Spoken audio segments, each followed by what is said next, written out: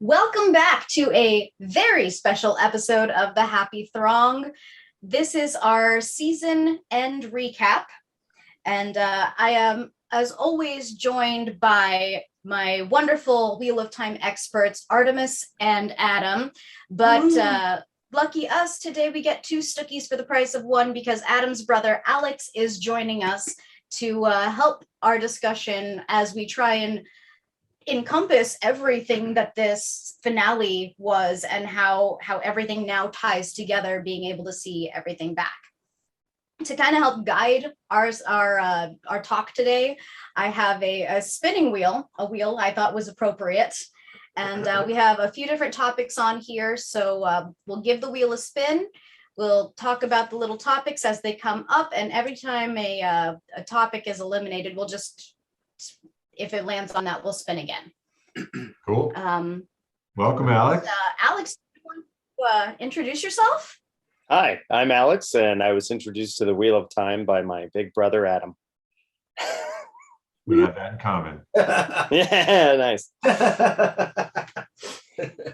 You have a big brother, Adam, too? Alex, have you been watching mostly like just trying to be entertained by it? Have you gotten like really into the lore? I think you've read the books, right? Yeah, I've read the books. So yeah, it's a constant comparison to the books. And you guys have talked about like the whole book cloak thing. And I think I wouldn't necessarily call myself that, but I would definitely I kind of am that way a little bit. Oh, book cloak. Nice. Yeah, not totally. I know you got to do some stuff, but yeah. I'm predicting a Halloween costume for the future. Possibly. That'd be great.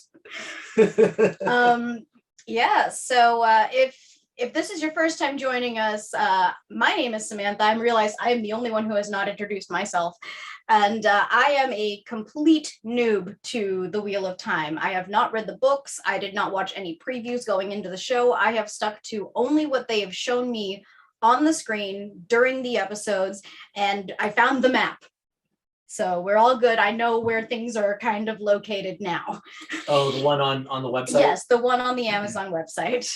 So that is my experience with Wheel of Time, and Adam and Artie have been the ones to guide me. Now I have Alex helping me today, and I hope you guys are ready to discuss some season 1 of Wheel of Time. Heck yeah. All right. So I'm going to go ahead and give this wheel a spin. We'll see where it lands.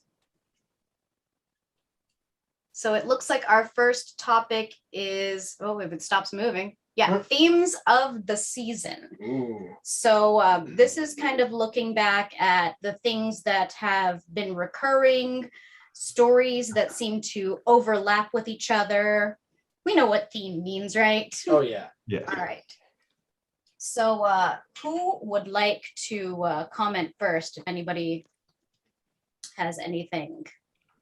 Yeah, I mean, just don't judge a book by its cover is the overall theme for everything this whole season, especially, like you don't know who is what or who might be important in their own way, or maybe that's even a bad way of saying it. Like everybody has their parts, whether it be a bigger or smaller part, it's equally important, I think.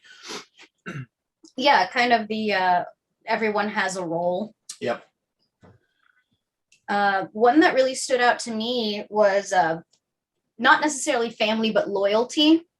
There was a lot, especially with the 4 young characters that we follow, where it's a constant battle of, well, this is what this person would want us to do. Well, this is what this person would want us to do. And maybe this is why this person is acting that way. And there are a lot of parts where it looked like there were possible divides and then coming back together. And I realized I'm making a weaving shape with my hands as I'm doing. Are you channeling? You're literally leading into my. No, my I'm theme. You're literally leading me right into my theme. Good segue. Yeah. Then take it away, Artie. All right. So basically, I mean, it's the connections of the people. How the and that obviously comes from the source material as well.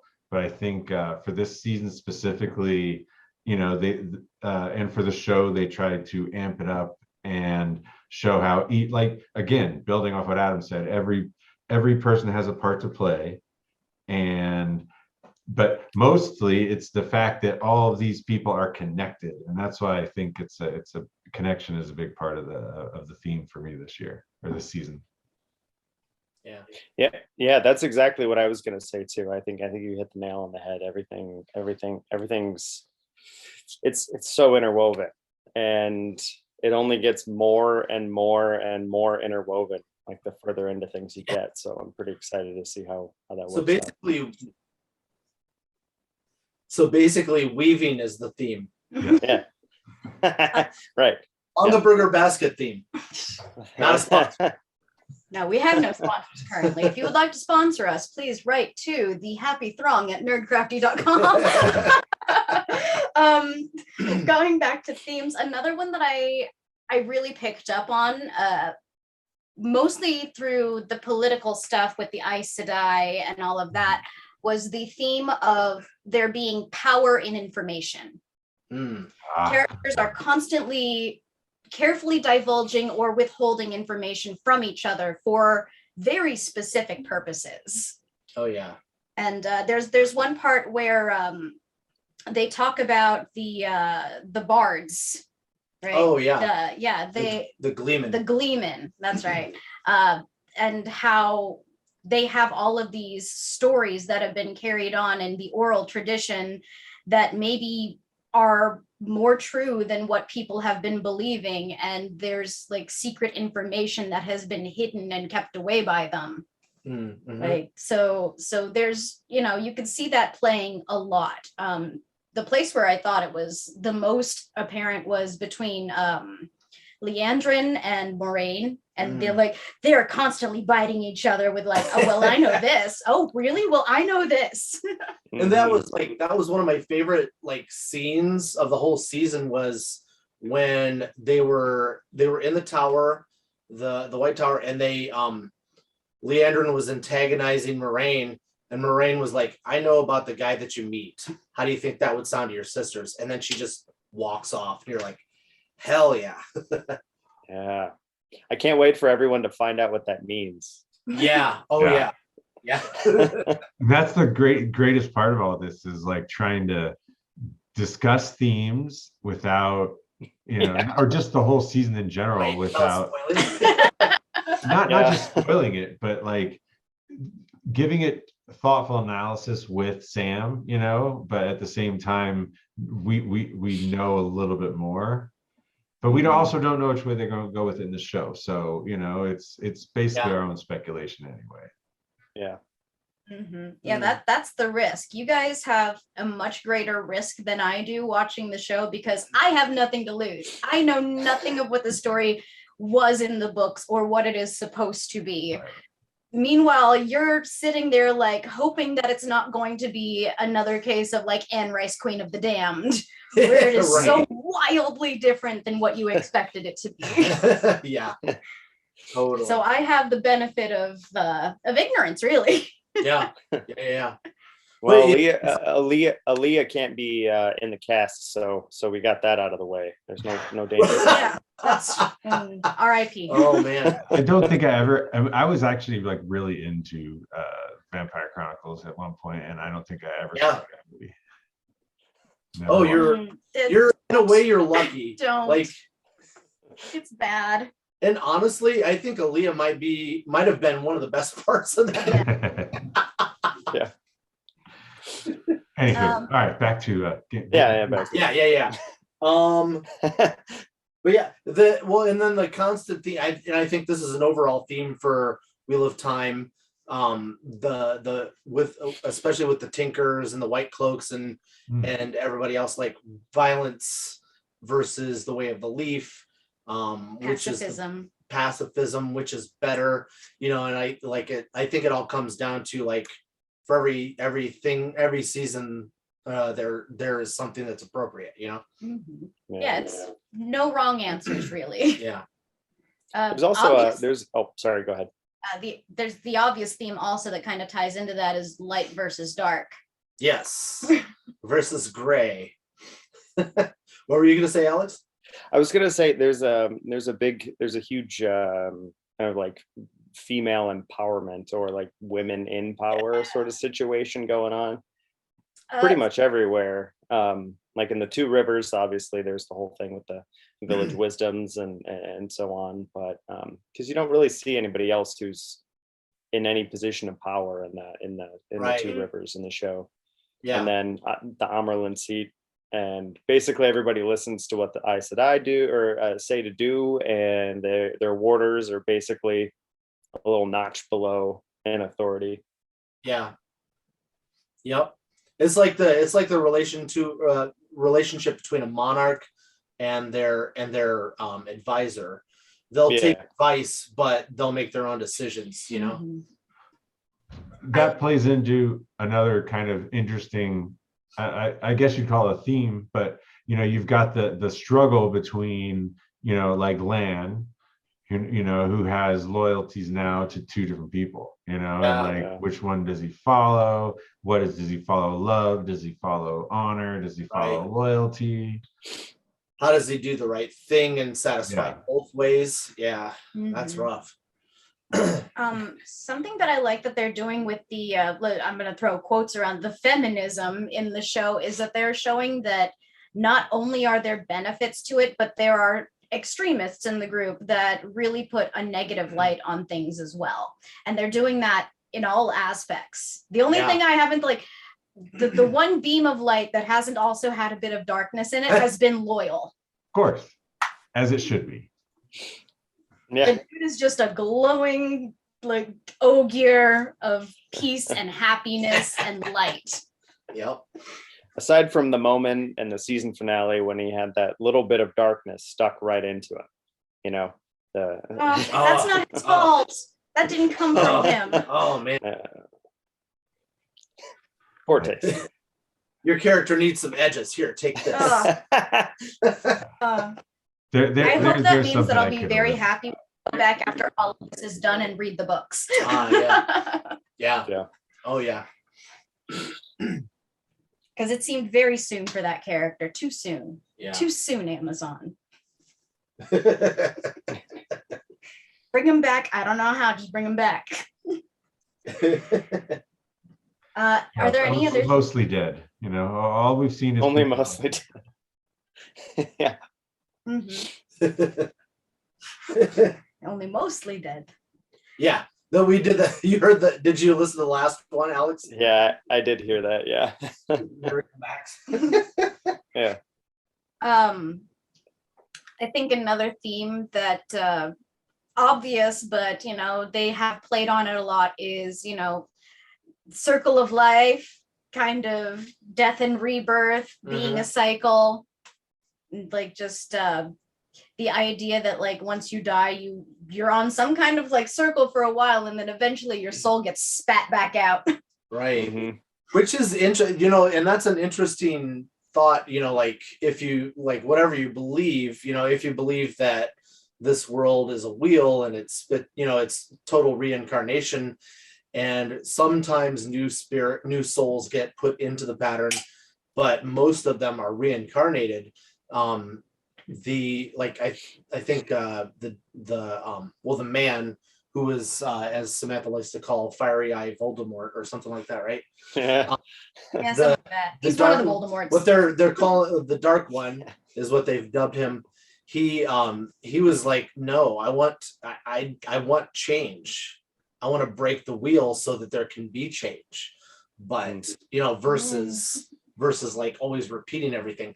But it's you know, it's funny because every reiteration of the wheel turning, it's similar, but it's not the same. You know what I mean? So it's just like different perspectives. It's MCU Universe 616 versus MCU Universe 5. Yeah. And then the question is, as people are spat back out into the pattern, do people that are connected tend to, do they tend to group back up again? Like, are you finding the same souls over and over again? Or like, that's a question we haven't had answered yet. Yes, cool. They will group up again. By video game rules, like respawning and these are the players. They will group up again. New PC. Say that again. I said new PC. Right? Yeah. Somebody died, so oh well. Here comes That's funny. Uncle. No, I don't know. What do you think, guys? You ready to move on to a new topic? Yeah, I think so. Sure. All right. Let's see what we got next.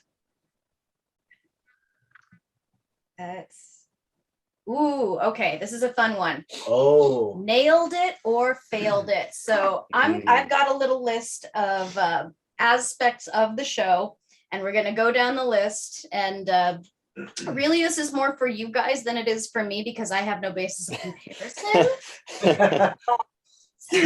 But we're gonna. All we can say is nailed it or failed it. We can't give any exposition. Yeah, we can't get too far into Yeah, you it. can't get too far into it, Right. but you can say Maybe- like whether they're doing a good job, a bad job. If they're doing a bad job, maybe suggestions. Maybe we'll Uh-huh. revisit that in our spoiler section. Absolutely. Yeah. So we're gonna start off with the locations, Oh, the physical locations. nailed it. For me, at least. Yeah, that's Yeah. a nailed it for me. Yeah, there, like Locations that really stood out to you in particular. I don't know. They all just like just the sheer scope of all the landscape and the fact that they like knowing that they tried to do as much practical as possible versus CGI or paintings. And like, I mean, I know they did some painting to it, but like almost all of those landscapes were real landscapes that they filmed and whatnot. I'll bring up the Two Rivers. That was a beautiful set. And maybe it wasn't exactly what I pictured in my head, and they made some changes to it. But in the tone of the entire show and the way it fits into the world, it looked gorgeous. It was beautiful, and I want to go visit it, like, for sure. yeah, I definitely was expecting all the buildings to have like straw thatch on top. Oh, yeah, of I it, know. on top Yeah. of them instead of shingles, but whatever, you got to do what you got to do. But it did. It looked really great, I think. And then Adam, yeah, like you said, the landscapes were just like what was just purely like they found some pretty cool stuff to just shoot. Like for the backgrounds and stuff. I thought it was great. One thing I'd say was not so much a nail is like in the season finale when they're making the, or when they're linking, and just that spot. But I think there may have been some production issues. So it just felt like the spot was okay, but it felt so empty. Nondescript. Yeah, exactly. Yeah. The set that I really loved, and I know it was a build, I guarantee you that they didn't find this place exactly as is, was that mining town in the mountains that Rand and Matt stopped at. It was absolutely gorgeous. I wanted to pick it up and put it into my D&D campaign. Oh yeah. Yeah. Did you? No. Okay. One of the places that I liked the most was because they fooled me at first, because they, like, before anything was out, they had released some production pictures, and I'd seen this photo and I was like, oh shit, that's creepy as hell. Is the Chickenfoot Forest in the Blight, because like they showed, and it was just like no special lighting or anything. It was a daytime photo, and it was like just a small section of the creepy ass trees going into an actual forest. And I was like, that is the creepiest, weirdest thing I've ever seen. That's a real place in the Czech Republic. And then I came to find out after we saw it, and I was researching it, they built that those creepy trees. Oh, it creeped me the hell out. I'm glad it was a build and not a real thing, because it's amazing what you can do with paper mache. Yeah. So how about casting? As far as casting goes, nailed it or failed it? Oh yeah. I'm trying to think if there's any weak links. There were a lot. I mean, there were bigger and smaller roles, but I think every actor that I can think of right now, like, nailed their part, big or small. Yeah. I don't know. What do you guys think?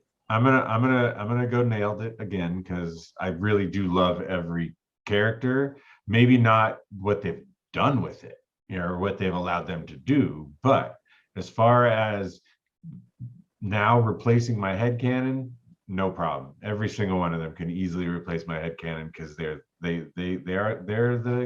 what I read. They're the people I've met. Yeah. Yeah, I was trying to think of if there was really anyone that I was like, but there's not. There's no one that I'm not totally fine with, Yeah. I think it's all pretty good. I think where the issues come in is in production, COVID issues, Yeah. timing, not having as many episodes, not Yeah. so much casting. Go ahead. Sorry. Are there any characters or background actors or like anyone that stood out in particular? I think my top three. Well, here I'll let you guys because I answered first last time. You guys go first. Go ahead, Alex. I think people who really stood out. I really like. I can't remember her name. The girl, the woman who plays Egwene. I think she's fantastic. Madeline Madden. Yeah, that's it. Zoe Robbins is yeah. Madeline Madden. Zoe. is, Egwene, or Zoe is Nynaeve. Nynaeve, Madeline. yeah. Yeah, it's funny. This is super weird. So I will say this. I think Rosamund Pike is the one person I was like, really, as Moraine? Does that make sense? When you first heard about it? When I first heard of it, I was just like, I don't know. I'm like, okay, whatever, because she's supposed to be like different than Rosamund Pike in a lot of ways. But it's good now. I've made my peace with it. So that's nice. I think she's actually done a pretty good job, and she's like a huge name, which is a big draw for the show anyway. And I want that to happen. I wanted it to happen. So, this is okay. I'll take it. So my top three, I'd say were. I mean, it's sad to say, but I think Matt obviously killed it. I know we're losing him, so I hope that whoever takes his reins does as well. Probably Nynaeve. That stubborn. Oh, every little look, every little pull, every little twitch was perfect for her. And then I'm gonna give my number 3 to. Not for his costume or his makeup, but for Loyal, because he's definitely not the Loyal I picture in my head. But if I close my eyes, holy shit, that's Loyal, like without a doubt. Yeah. If you want my my uneducated in the Wheel of Time opinion, the person who really killed it for me was the woman who plays Leandrin. Like, oh my God, I love to hate her. Yeah. She does such a good job of like getting that like stomach turny, like, oh gosh, you're awful feeling. Mm-hmm. Yeah. I think like my top 3 would be clearly Daniel Henney. He hit all sorts of different emotions in the whole thing. I think he'd be I don't know if he's my number 1, but he's really good.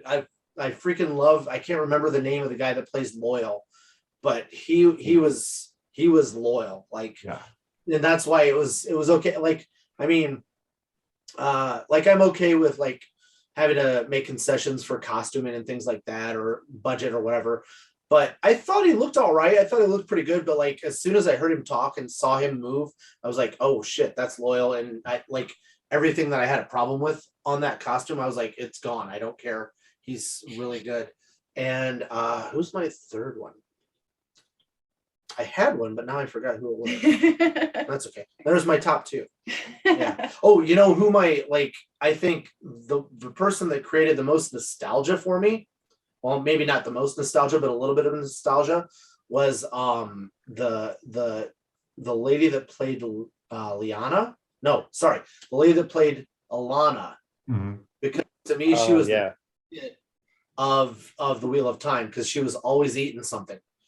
Like I was like, oh shit, that's Brad Pitt. Okay, now I recognize her character in every movie that I've ever seen. You know. The next one on Nailed It or Failed It is special effects. Ooh. Yeah. Well, which one? Yeah. I'll start off with a failed. Some trickier ones in there, guys. Yeah. Oh yeah, totally. I like it. Yeah, no, I'll start off with a failed it. I mean, I think they got better as it got to the end through episode 7, and then obviously episode 8 was just like, I don't know what the hell happened. I think COVID happened. That's the only explanation. So, you know, based on what we were talking about, like what I saw from the books. No, I mean, obviously channeling is not right, not perfect, but is it maybe as they're going to expand the world over the seasons, they'll expand the visual effects to kind of more show, you know, what, because we didn't exactly know what we're reading in the first book either. So that's my only like, I'll give them a half a pass on that. Yeah, they're supposed to have a larger budget next season too. So I was checking hopefully too. They like I think Lord of the Rings has like a budget that's in the billions for that series. And then this one was like a fraction of that, but I think they're gonna wait until like maybe season 3 to really give them like that Lord of the Rings budget for them. So I think it'll just keep getting better. Not a lot of people did like this, but I actually did like the way that they visualized the power, the one power, or not the one power, but the true power, the true source. That's it. Yeah, right. But yeah, they like I liked. I mean, because a budget, you know, how are we going to do this? Light versus dark, all that sort of thing, and mixing the dark in with it, you know. I thought it was a pretty cool representation, however confusing it might be to non-book fans. Oh yeah, it was super confusing at first, but now that I've gotten used to it, I think it's one of the more visually appealing effects that they have in the show. I think that the corruption is Gordon. The way they did that, I really liked. Yeah, totally. The one special effect that I really didn't like was the wet-looking CG Trollocs. Yeah. They all looked very sweaty. They're always wet and sweaty. Well, and I don't know how you watched the finale, but yeah, some of those Trollocs in the battles were pretty bad. Yeah, they're really sloppy Trollocs. They're just super sloppy. They're just slobbering and slathering all over themselves and each other. Baby oil all over. They just dump it on for battle. They were going for sexy, but it didn't quite work. They made them extra sloppy for you. Even though I didn't really like I didn't like that they did it this way. The effect was cool. On episode 8, when they had people channeling, or the women channeling and burning out, I didn't like that they went that route with it, but the effect was super cool. And I was watching a thing with Brandon Sanderson. He was like, "Oh, she gets stabbed by a shard blade." Yeah. Sorry. What did you all think of the effect that they used in Shadar Logoth? Ooh. Because I could see that one. I stay away from it, of course, but I could see that one being very divisive. Mm-hmm. Yeah, I definitely had it in my mind, being a book reader, had it in my mind very different.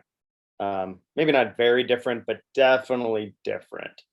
I don't know. I'm kind of curious. I'd be curious to know why they went the way they went.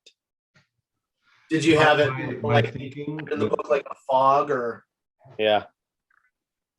The other thing was thinking is they were trying to differentiate it from the wind, you know, and like if they ended up having 2-3 black monsters and they think they're the same, you know, kind of thing. Right. Yeah. I guess I had it in my mind as more of like almost like a silvery kind of, but then that's maybe too close to the power. I don't know, like maybe a grayish, silvery sort of. I definitely didn't like the one dimensionality of it. I wish it was raised up. Just maybe if it was just bubbling or something, just raised up a little bit. I kind of like. Totally.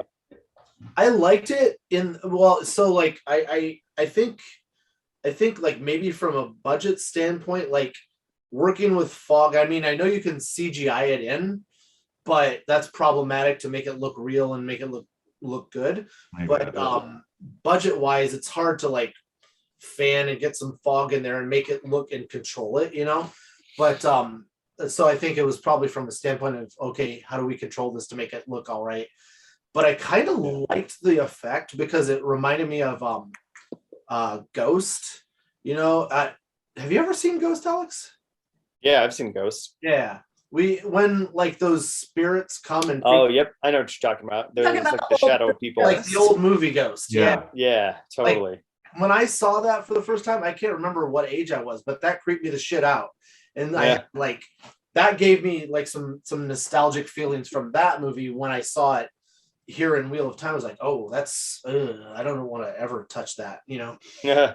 So, but I agree. It could have been kind of gave it could have been the horse more, but I mean, they did a great job with what they had. Yeah.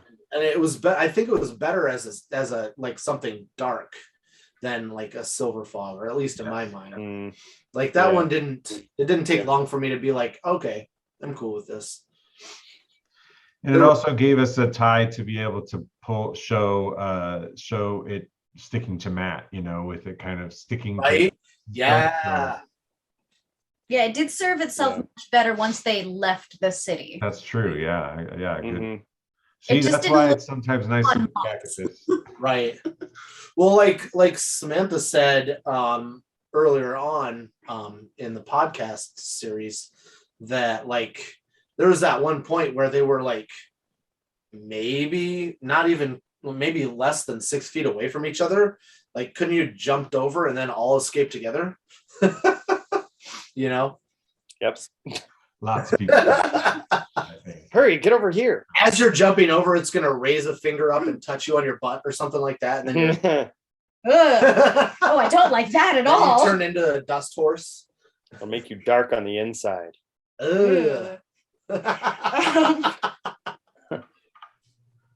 Well, on that note, let's move to the next nailed it or failed it. The sound design. This includes the music and the soundtrack, but also sound effects that were used. You know, I think when it comes to sound effects, most of the time, if it's something I don't really notice, it's probably a good thing. Yeah. You know, like if you don't get like a boing in a weird spot, then it's most likely. I know what high fantasy show is using the boing sound. Right, exactly. Well, I can tell you exactly who. The Witcher. Oh my God, really? No, I don't. I'm just guessing. I'm just joking. I haven't seen the second. I've seen the first. I got very excited to watch The Witcher for a second. So here's a comparison for being a book fan. This is off the topic. I'm sorry, but I got to say this. Being a book fan and being a show fan of The Wheel of Time, and all the complaints that I might have or other people might have, I actually enjoy The Wheel of Time way more than I did The Witcher. And The Witcher's okay, but maybe it's just because I have an emotional connection with The Wheel of Time and I don't with The Witcher. But I think The Witcher is more like, all right, let's slap this together and do something that's I don't know. Anyway, sorry, that's my rant. Yeah. Anyway. No, it's okay. I had a hard time with the first season. I had to kind of watch it twice of The Witcher just to understand it. Yeah. Because I haven't read the books. And then here's a good example of, everybody saying, all the book fans saying they didn't really like the first season. It was weird. And then now they all like the second season. So, hey, surprise, surprise, productions get better at what they do. Yeah. Yeah. Mm-hmm. But sound design, like, I agree with Alex. Like, if you don't notice that there's something off, then they did a good job. And I really like one thing that stood out for me that I really, really liked was that scene where Lan realizes that Stepan was going to do silence. Yeah. and they just cut the silent, or Oh gosh, cut all the sound out. the lack of Yeah. sound. Yeah. Oh, good there. Yeah. It really captures, like, if you when you, like, in a moment when you all of a sudden realize something, Yep. and that's the only thing that is in your consciousness in any way. It's like you can't hear anything, you can't feel anything. It's just that's all there is. Totally.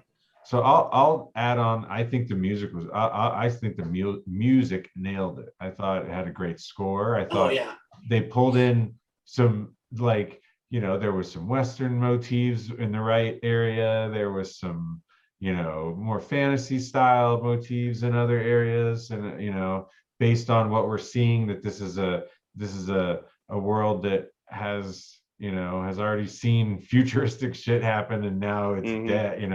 Like, yes, of course, music will be all over the place. They wouldn't just be like, like fairy minstrel style music. There would be more music, and I like the way they pulled that in the score a lot. Yeah.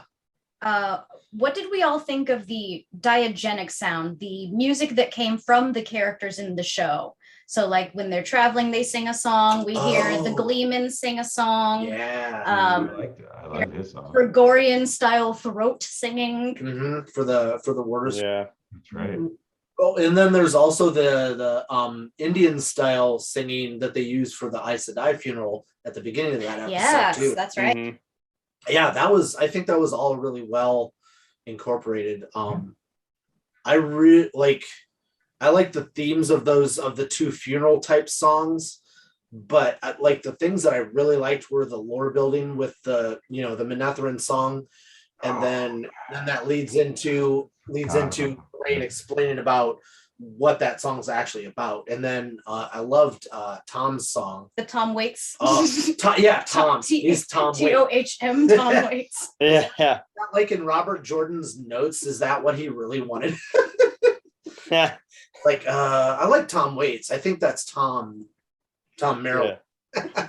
So I'm going to bring up the Manetheren song again, because yes, like, that was so well done. I mean, one of the best parts of the book, brought out in a way that just was easy to listen to, told so much all at once.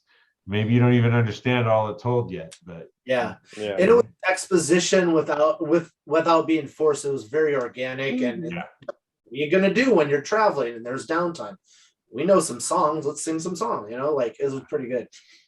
And then Moraine the hipster's like, oh, that song? You want to know about that song? Yeah, totally. That's fun.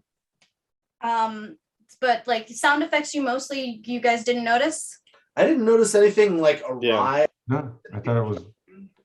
I don't know. Did you, or there were definitely like recurring sound effects that happened, and there were like a couple of little things that I had pointed out. Yeah. I did like that. Yeah. The biggest one that stands out for me, the sound that was just so sweet for my ears, was during Moraine's trial. And actually it's before it, and she gets down on the ground and bows to the amerlin seat, and you can hear the like metal of the ring hitting the marble of the scraping it, and it is just so gorgeously amplified and mastered. It's so good. I wonder if that's why they made the ring so big and chunky, so that they could make that sound conceivably. Do you think that's the issue here? It was an actual practical effect. This was not after the fact. It was just, that's what happened. That's Get it live. Get the boom in real close. Oh man. Okay. Big chunky rings. That's what nerd guys want to buy their nerd girls. Speaking of big rings, on the next Nailed It or Failed It, I have costumes. Ooh, yeah. I'll talk about one that I think was absolutely nailed. The Amerlin seats whole thing was fucking awesome. And I was like, so this isn't like a spoiler or an issue or anything, but in the books they all wear shawls and stuff, right? And the amerlin has this stole that has all the colors on it, and every single like fan art of it or cosplay version of it is just stupid looking. Like it always looks dumb as hell. Like it's these weird stripes and everything, but like it was so subtle, because if you look at her thing, she has like this collar sort of thing, and it's so light, like you can just barely tell that it's on there, and it looks awesome. Yeah, it looks really cool. I like it too, Alex. Absolutely. I'm gonna have to go back and look at that, because I don't know if I noticed the multicolor. Oh yeah, it's really subtle. That light gold, rose gold color, but like the stole itself is a rainbow. It's really good. Yeah, I think like all the fan art, it's kind of like young looking grandma with a shawl on, like with a pride shawl. Yeah. Yeah, so I kind of like here's an area where I don't actually know which way I'm going to say, because if in the books, I mean, I pictured all these women walking around kind of like just in nondescript black clothing and these colored, shawls, right? So now I like the fact that they gave them way more variety of outfits and everything, but I'm not a big fan of everybody wears all blue, all red, because I'm sorry, if you're if you're Valda and you're out on the street and you see a woman wearing a freaking super blue outfit, you're like, I wonder if she's in the blue Aja, That's just, I know other people, I know people wear clothes, but you know what I mean? Their outfits were just so overly like blue, red, super red, it just kind of, So if that's true, does that mean Child Balda is a really horrible inquisitor for like seeing freaking Egwene with her like green shirt and yellows and like her multicolored outfit? That must be an Aes Sedai. I don't know. It just seems like that they would be a little bit more subtle. Subtle. Yeah, for sure. Yeah, I agree. Because I've thought like, like in the I feel like in the, or at least in my head canon, in the tower, they don't always wear the color that is their Aja, but they're always I had pictured them like wearing like dresses to outdo each other. Like, oh, my dress looks better than yours, or dresses. Oh yeah, absolutely. A lot of the dresses were in the style of like where they came from and stuff like that. And I think they kind of did that a little bit with style of where they came from, but they also did like sort of a united front, like these women dress with these types of clothing because they're of this Aja and stuff like that. But I think, well, I was going to say something about the books, but I'm not going to. Never mind. But I don't want to accidentally say something. Like they definitely adhere to subterfuge. Like they're not going to just dress like, like all the reds, they're out hunting men who can channel in red. If it wears something that they can't see from a mile away, you know what I mean? Like, yeah, right. More subtle color. Camouflage has to exist there. Yeah. But yeah, but I was pretty impressed with all the costumes, design wise. They were really cool. I'm trying to think. A lot of people didn't like Daniel Henney's outfit, but I thought it looked like a guy that was guarding a lady that he was wearing something that was from his native land. You know what I mean? Yeah. Like, it looked really like a ninja bodyguard. Yeah, exactly. Yeah, exactly. I don't know if I kind of like and dislike the Dark One's costume. Like it kind of, I like it. It's weird. I might ask Samantha to make one for me, but Actually, probably wouldn't be hard. It's cool because it's like, it looks like they took a tuxedo and mixed it with an Indian style outfit underneath, and then sort of like, stylized it to sort of fit together. And I think I want that to be my new tuxedo. It's kind of cool. Jedi formal wear. Yeah, exactly.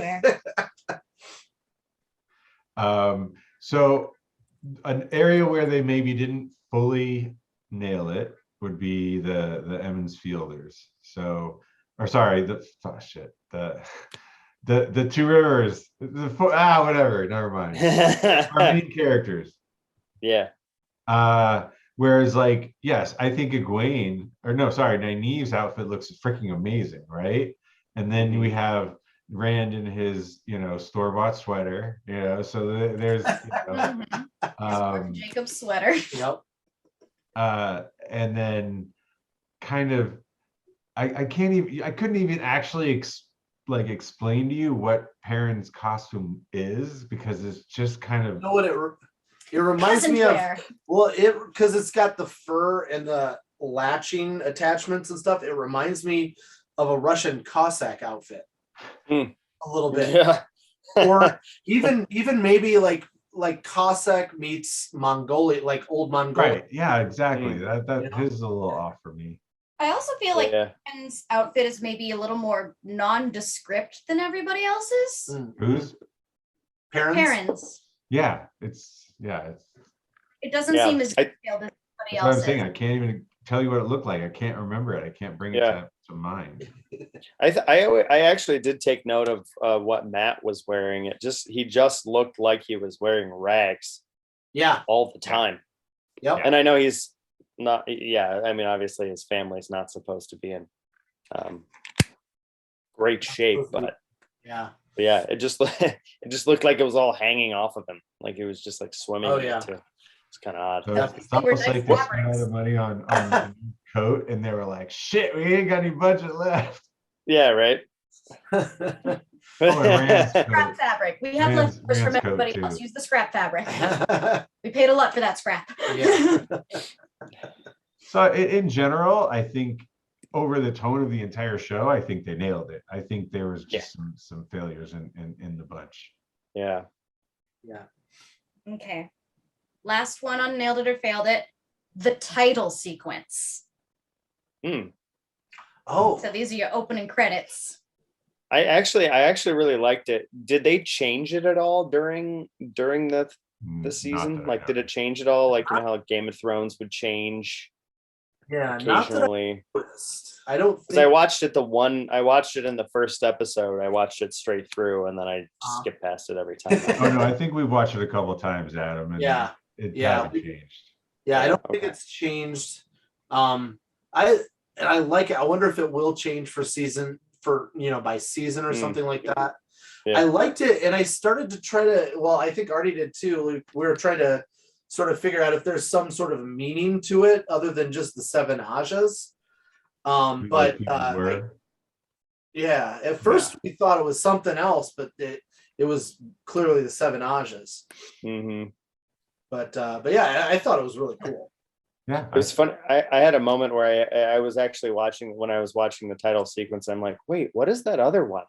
And I just forgot about the Gray Aja for some reason. I just could not remember that it was a thing. I'm like, I'm naming them all, and that's all I can think of. So I had to look it up. I liked. They actually did have some neat. If you watch it again, there's some kind of neat little Easter eggs just in the. They just give some foreshadowing to the season. With where names show up, like the actors, and then what's happening in the screen. Is actually really cool. Oh, okay.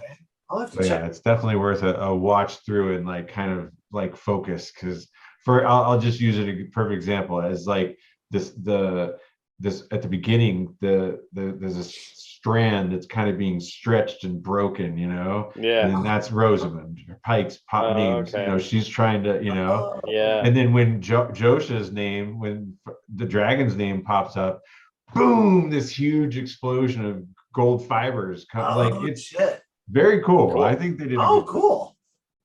Interesting. I think it looks really, really, really cool overall. Totally. So that's a nailed it for me. Nailed it. And I like the music too. Back to the sound, because that Wheel of Time is on, but it's not like a marching theme or something like Game of Thrones. So it sets itself apart, and it's good. It's like Game of Thrones meets Downton Abbey. Another great show. Thrones of Abbey. All right. Well, I really don't have much to say on the title sequence myself. I think it's beautiful. It's clear that like a lot of thought went into it and that the CG artists worked very hard on it. My mind is still, as someone who works with a lot of textiles, like, how is a loom circular?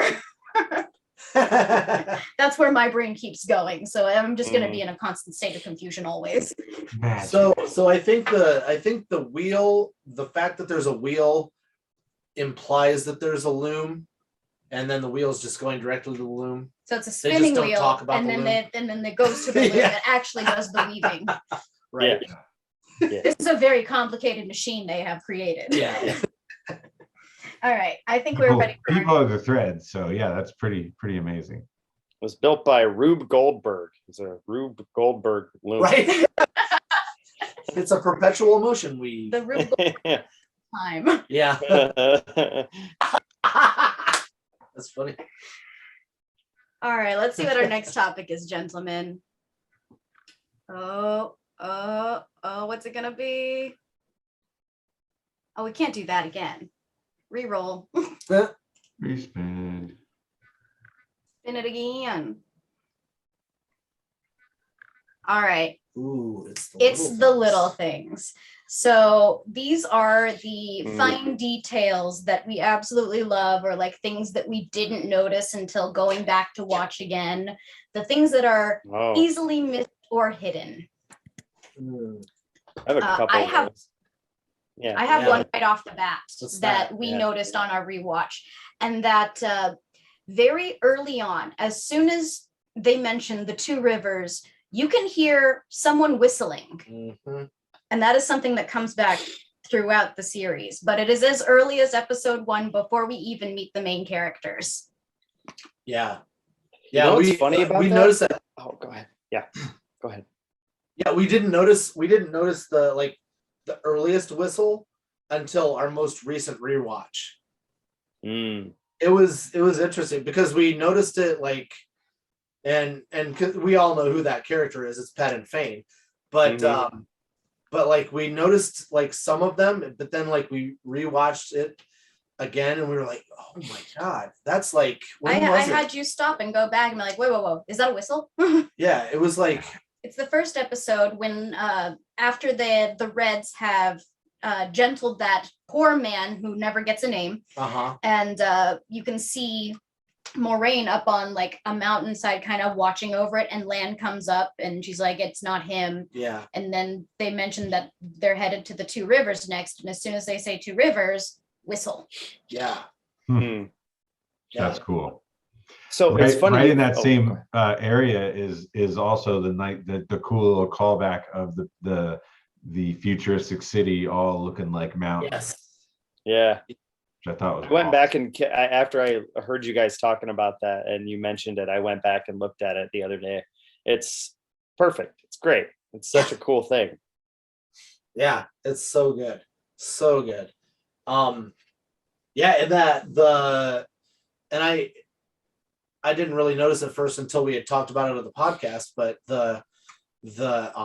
that futuristic, like the basically petrified city at the beginning of the first episode, and then also in the cold open of episode 8, and it was episode 8. Yeah. It's exactly that city. It's exactly that. And it got me wondering: is that Manetheren? Yeah, I had the same thought because I feel like I forget what it was. There was something when I was watching. I watched both of those scenes again, and there was something about it that made me think it was too. I had that same wonder. Yeah. So there was in the last episode in the cold open, you know how Luz Theron's wearing that ring. Mm-hmm. It's like that. If you look really closely, I looked at I found a frame of the lady sitting there too. I forgot what her name is. Why can't I think of it? Latra, I think. Yeah, that sounds right. Yep, it's Latra. Yep. So she is also wearing one. It's the same thing. Oh. If you look really closely. It was funny too, because I was watching it with captions on, and the captions were covering it at first. So I had to turn the captions off. But actually, no, that's not what it was. There are captions, and you can't turn them off because it's a different language. I'm like, damn it, I can't see. Is it there? And then I was doing like the really fast play pause to find it, to find a frame where it was like just in. But she's definitely wearing one too. And I have some more thoughts about that for when Samantha's not with us. And well, we also see it on another character, like in the show. So I think. Yeah. I think I know who you're talking about. Yeah. Yep. Interesting. That's cool.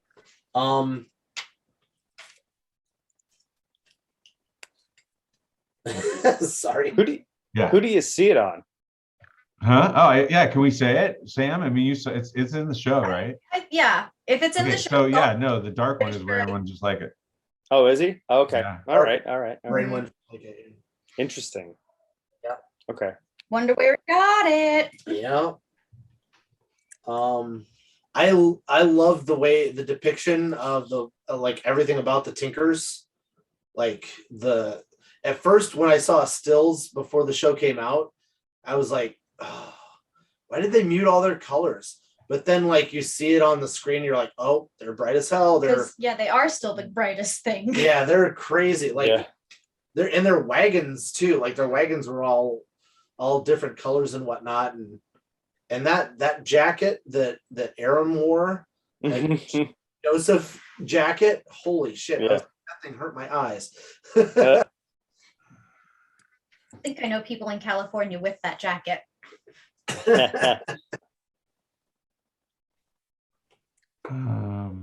What other little things? They have their own writing system. I noticed that. You can see it fairly up close, fairly a section of it when Rand goes up to a mile marker after they've separated. It's when they're heading into Tarvalon, right? Yes, when they're headed toward Tarvalon. Yeah, so you can see like there's like what kind of things did we spot? Like a weird squiggly W. Yeah. There was one that looked like a Norse rune. Yeah, it looked like a mix between Norse runes, Dwarven runes, and cursive. So we don't ever see anything in like English in the show? Like I've think never I seen saw anything written in English. Yeah, like interesting. Like milestone story. Yeah, it was pretty interesting. Here's another, and this is all I'm going to say about this right now. But if we have time, we can talk about it in the spoiler section. But the little girl's doll's name was Brigitte. Oh yeah, yeah, that she gave. That's fun. Nice. You know what? I think I did. I think I remember that. I think I remember that too. Yeah. Because she's like, her name's Brigitte. She just always has wanted to travel and see and do adventures. That's great. That's pretty cool. Oh, on our last watch through, Adam, you noticed that Stepan actually, there is a moment where he takes the stone out of the ring. Yeah. Because like it's hard to see. We were like, wait, stone, no stone, stone, no stone. And then like as we were watching, I was like, I paused it because there's like a moment where he looks down and he's clearly reaching towards the stone to pull the stone out of the ring, and that's the instant that they cut to the next part of the scene. And so it looks like he's just looking at it, but he's fiddling with it. So there's confirmation that he's taken this, so we know that if your Aes Sedai dies, you also will take your stone. If you're the warder, take the stone from their ring. My question is where the stone go? Yeah, where did the stone go? Did he eat it? Did he have it in his ear? What happened? Yep. Vitamin. Tastes like green. So I have another little thing. And I think you just briefly mentioned it when it's the season or the episode 2 cold open where Valda is eating that little bird. Oh yeah. And I looked that up, and apparently it's a really messed up thing. And Samantha, you mentioned that they traditionally, when people actually eat this thing, it's It's like they cover their face, like because, or they put a towel over their head to hide their face from God. But they essentially take these little songbirds that are, I think, endangered, first of all. So that's kind of messed up. So they take these things and then they put them in like either in a dark room, or sometimes they blind them to get them to eat as much as possible. So they gorge themselves until they're like twice the size they would normally be. And then they drown them in brandy and marinate them and then roast them whole. Holy shit. Yeah. And then they eat them. It's That's why you hide your face from God. Yeah, exactly. It's a horrible situation. It's it's like as bad, if not worse than what's that goose liver stuff? Yeah, foie gras. Yeah. You know, foie gras is so good, but like I'm so good. I don't want to. Kind of like octopus is so tasty. Yeah, I'm in the same boat too. I don't octopus anymore. Just eat scallops. Scallops are stupid. Yeah, scallops are tasty little things. They're as dumb as they get. That's a cool creepy ass terrible detail. And it is nice to know that the psychotic chef that came up with that idea is definitely dead. Yeah. He is most definitely deceased. I like the little details of the like the Forsaken statuette like carvings that when Stepan is he's praying and saging and praying to like not have Ishamael like come and do some ill shit, and they've got all those different little Forsaken statues, like those were really well done, really cool. And when you pause and you look at it, it's kind of interesting to try to figure out, like, if you know who the Forsaken are, which one is who. Oh, yeah, I definitely tried to figure out who is who. Yeah. And there's one, what was it, like a dog-faced, lion-faced thing? It kind of looks like a dog with its ears pushed forward. Yeah, it's kind of weird looking, but yeah. And there's, I don't know if it's a lady with just no breasts or if it's a drag queen, but it looks like there's a lady with no breasts. How many figures were there? Do you remember? Like, were there 8? Was there 8? Oh, not the potentially as many as we'd hoped, but we don't know if they're taken out or he just only knows of those 8. Yeah. I have another detail. So I watched the cold open with Logain, and when you watch them with the subtitles on, you know how like the darkness like speaks to him, like the taint is like speaking to him. Who was Alusha? Yeah. Who's that? Yeah. And who's the guy? Who's the guy? Because they don't when it talks, when it talks, it says Alusha when the lady speaks, but the man's voice doesn't have a name with it. Yeah, I don't know who the hell Alusha is. But I'm wondering what the significance of that is. She's elusive. Yeah, she's hey. Zinga. No, if any fans know, please email us. Has anybody emailed us yet? No, not that I think. Oh, not we that need I emails. think. Email us so we can answer your questions on the air. If you need a reminder, the email is thehappythrong@nerdcrafty.com. We'll be happy to write you back. We have no emails currently. And then another one in I think it's the episode 6 cold open with Swan. She's when I think it's right at the very beginning, or maybe it's like when they're getting on their boat, it kind of pans up and you see the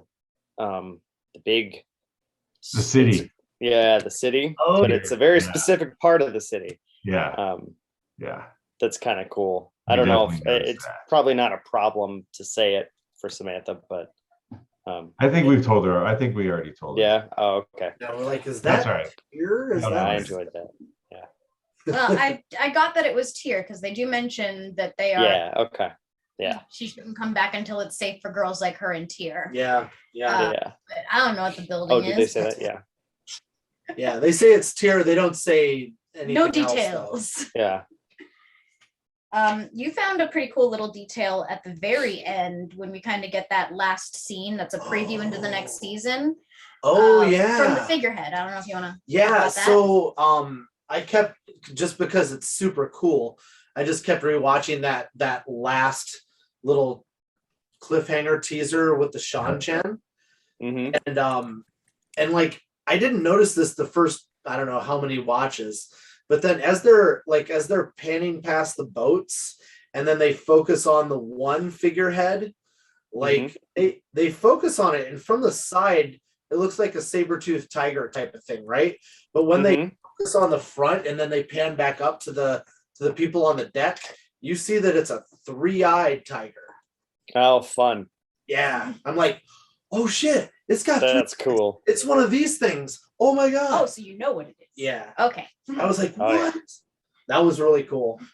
Another interesting small detail that I noticed was when they're in the eye and Rand and the Dark One are talking, and Rand, I think it's right before Rand's about to use the power on him, like they do a top-down view and you see like, all the power going into him, but then you see like these, like it's very subtle too, these dark tendrils coming off of the Dark One, and I'm like, oh shit. And then as soon as he uses the power, they're gone, and you're like, oh yeah. Yeah, that's pretty cool too. I noticed that also when I was like rewatching the very end of that episode. I saw that too. Yep.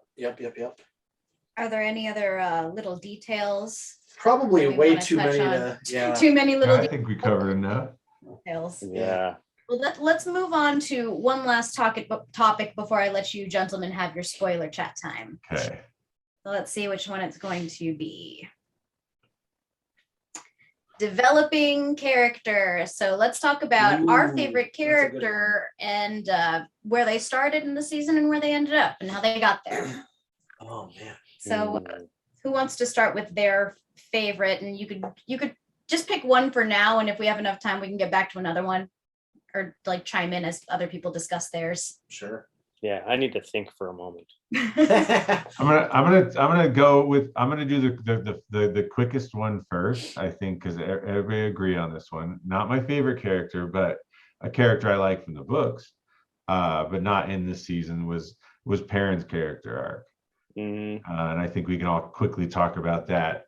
Obviously, traumatic start to his character arc, which maybe I don't think it's spoilers to say that is we've already let everybody know that's not that's a big change. So yeah, it's a departure. So now knowing his character arc without spoiling anything, obviously we can see where they're going with it, but I think they completely wasted him throughout the season. I think I think that's a long wait for people to expect to see any kind of real character growth into a second season, Right. Yeah. And, I agree. I agree, especially in light of the fact that most crap, I can't say what I was going to say. Never mind. Well, I think like shit. Everybody's afraid of spoiling. But I say something. I feel like we didn't get a big character payoff for Perrin this season. Right. None. Yeah. Zero. I don't know if it's because they are pulling his story out over a longer timeline, or if it's just that because I know that with his story, things have been changed fairly drastically from the books. I mean, there's no avoiding that information. Yeah. I don't know how drastically and what has been changed, but it feels like his character's a bit lost. Right. Not just like in terms of like the character himself being lost in his section of the story, but the story around him feeling lost. Yeah. And I don't know what to do with him. Yeah, I feel like because they made that they did that change, because I've heard them talking about it. They did that change to accelerate his journey, but it's a shame to accelerate your journey and sacrifice that character growth for an entire season, you know. Mhm. And I gotta say that props to, and I can't remember the actor that plays Perrin's name, but Marcus Rutherford. actor, for even though the way they did the writing and the changes that they made, he still held my interest, and he still kept me in like, all right, this is Perrin still, you know. It's sort of still feels like Perrin to me. There's no question. Yeah. I just think that with that massive of a tragic thing to happen to somebody, especially for new watchers, to be like, oh wow, that man just killed his wife, and now he's all, and then here we go, the next season they're like, well, what you know, they needed something. Yeah, I hope there's payoff and at least some sort of closure to the story that they've started. Yeah, someplace in the second season, you know. Quickly, there was an attempt to do something with it when they, and you know, tell me if I'm wrong, but I feel like they wedged a love triangle into it in a very CW kind of style. Yeah. And going back to watch the season again, I did see little seeds of it being planted at the beginning, but I don't feel like it was enough. Yeah, it felt like there was a moment in episode 7 that I felt like I was watching Vampire Chronicles. Or Vampire Diaries. Vampire Diaries, yeah, Vampire Diaries. Yeah, no, I'm with you. Yeah, I agree. I did actually like the change that they made, like with the because Perrin has this like issue, you know, just generally, and I think it gave a very good reason for him to have this issue, you know. True. That I agree with. I just wish we would have known a little bit more about that issue throughout the season and not just kind of. Yeah, fair enough. Yeah. That's all I'm saying. I agree. In the books, I'm not hating on the change. Yeah. In the books, it's all about like he's just a big guy and he's so strong and gotta be careful with the people who aren't big enough. I don't know. Yeah, I think in the books that even alluded to, like he learned early on that if he used his full strength, then he would hurt people. Now you get an example of how exactly he would. Yeah, exactly. Yeah. It's like, oh shit. So that it's gonna happen. Yeah, I don't mind that. I just mind the fact that like at least give us a little more payoff and a little more character development, and don't just leave poor Perrin hanging out in the wings as much as they did. I wonder how much, because I've heard that originally they asked for, I think it was 10 episodes, and the first episode was supposed to be 2 hours long, right, or something. Like I can't imagine that if they would have been allowed to do it the way they wanted to in the first place, that we'd have this same issue with that. And also probably with Loyal, because to get to another person who could use some character development, it's like, I mean, we don't really know who he is. We don't know why he is or why he's there. But we know what kind of do. That's all that matters. And it's funny, because the way they treat it is not loyal, not out of character. Yeah, that's right. Because there's so many times where people cut Loyal off, and especially Moraine. So it's like totally in the spirit and character of the book, but you're just like, God damn it, let him explain a little more, for fuck's sake. Yeah.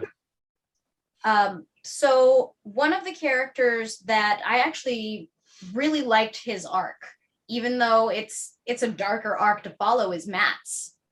Oh yeah. Like he is our starting point, where he seems like so happy and like just enjoying his life despite the fact that they are poor. Yeah. And his mother is an alcoholic, obviously. And you can just see like his arc in the story is just a complete decline. You see him get a little bit of agency back towards the end after the whole dagger thing is over with, but it's, you know, things are not looking up for him at the end of everything. Yeah. He is he may be my favorite character from the books. I really, really like Matt. There's some other side characters that I really like too, but I just wish everything would have went right. You know? And that's the only time I'll say that. It might not be, but it might not be. But I just had to get it out there. But yeah, I totally agree with what you're saying, Samantha. He's got some shit going on, and I can't wait to see what happens. Yeah. I was surprised at the end of his arc to see him going back to Tarvalon. I would have figured, like, if he was in his right mind at all, he would be headed back to Two Rivers to go and take care of his sisters. Right. Like, Beeline would have gone back, I thought. Yeah. Maybe he's got to go earn some money before he goes back home or something like that.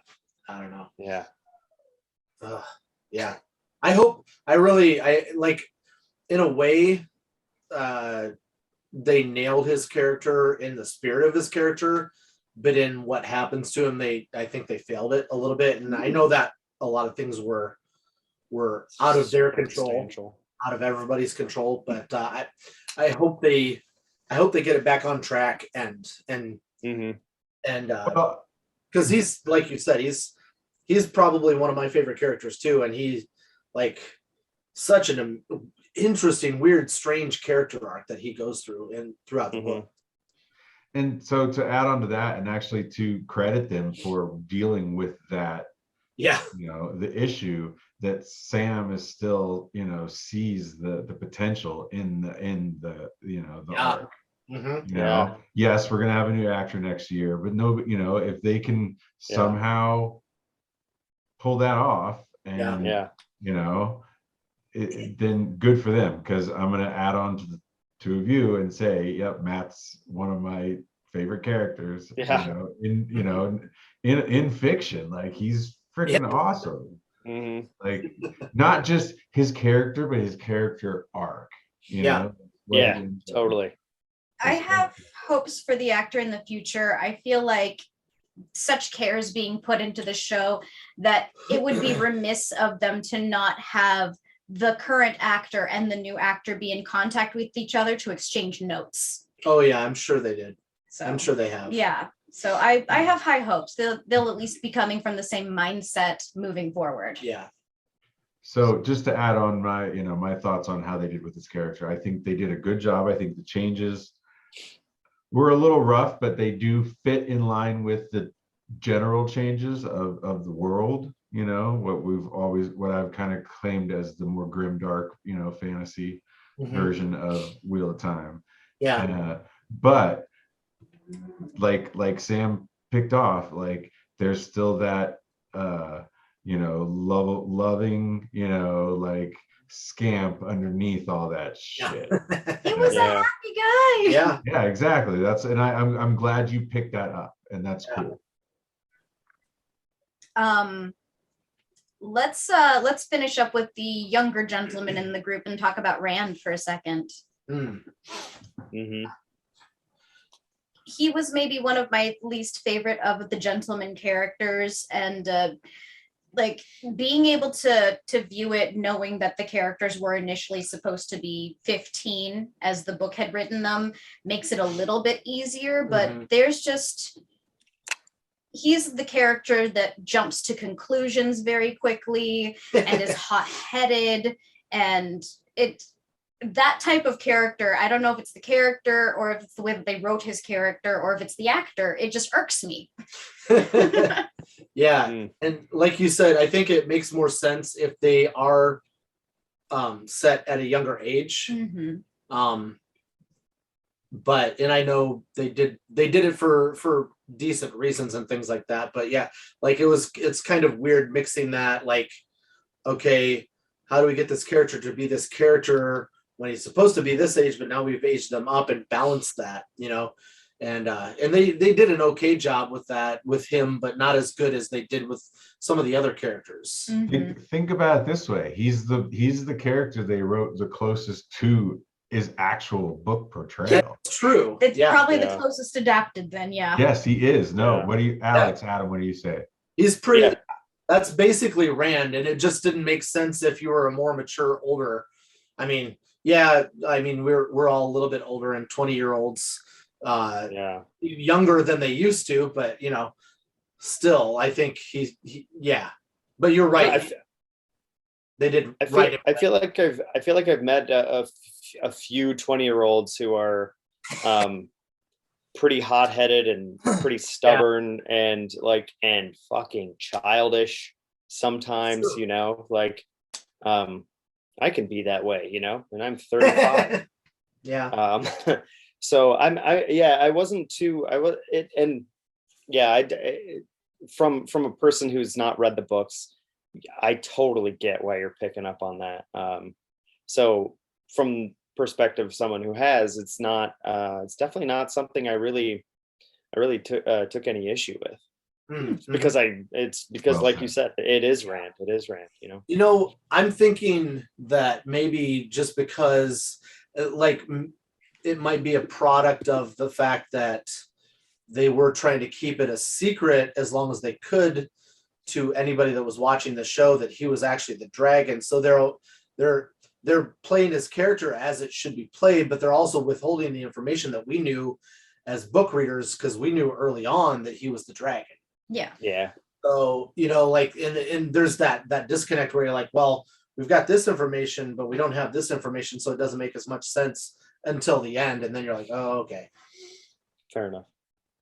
Yeah. Well, I mean, so to sum up his character arc, he's whiny, stubborn, Yep. untrustworthy, and then he gets to, you know, when after he's been through all this shit, you know, he steps up and says, "I don't want my friends to get hurt," you know, and Right. that's, Yeah.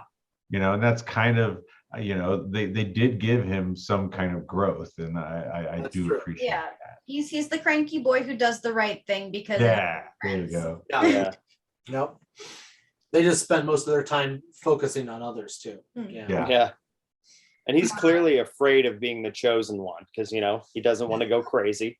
Yeah. nobody wants that. So he's in denial. And I think in the episode where you find out who he is, there's like a short montage of him doing exactly that. Yep. Being like, just lying to himself. Mhm. Yep. Yeah. Oh gosh, what was I going to say? Hey, when that happens. I was going to ask you, gentlemen, who you would like to talk about next. We could finish up all of the gents with Lan, or we could move on and finish the rest of the core group with Egwene and then Nynaeve. Yeah, I think we should stick with the 5. Okay, Yeah. so let's talk Egwene next. For me, I felt like her character arc was very much embodied in her very first scene, where you just see her floating through the river. She is being carried this entire time. And at first, when she gets shoved off, she's in there, she's like, she's struggling. And she's like, oh, just let it take me. And then she's like, all right. And then she's fine, you know? Don't swim against the current, basically. There's that's a back to a little detail. Yeah. That's definitely something that I don't know if I really noticed it on the first watch, but when I watched it again, it's like a really nice kind of reference to something very specific from the books. Absolutely. That doesn't necessarily, that I don't know if it would make sense to even have them do in the show, in the way they do in the books, but it's really cool. I've really enjoyed that moment. Yeah, me too. For Egwene. Yeah, I feel like her character arc and Nynaeve's character arc over this show were like close to the book, but developed even better, I think, than the book could have and did. Yeah.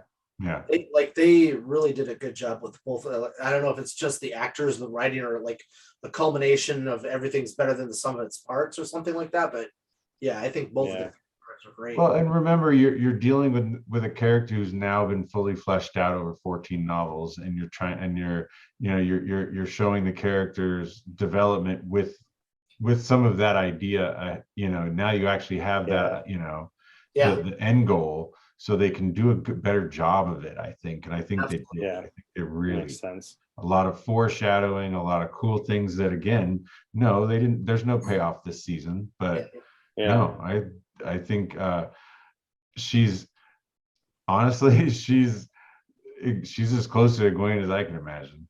I disagree that there's not any payoff for her. Oh, no, I'm saying they've already, no, there's been payoff.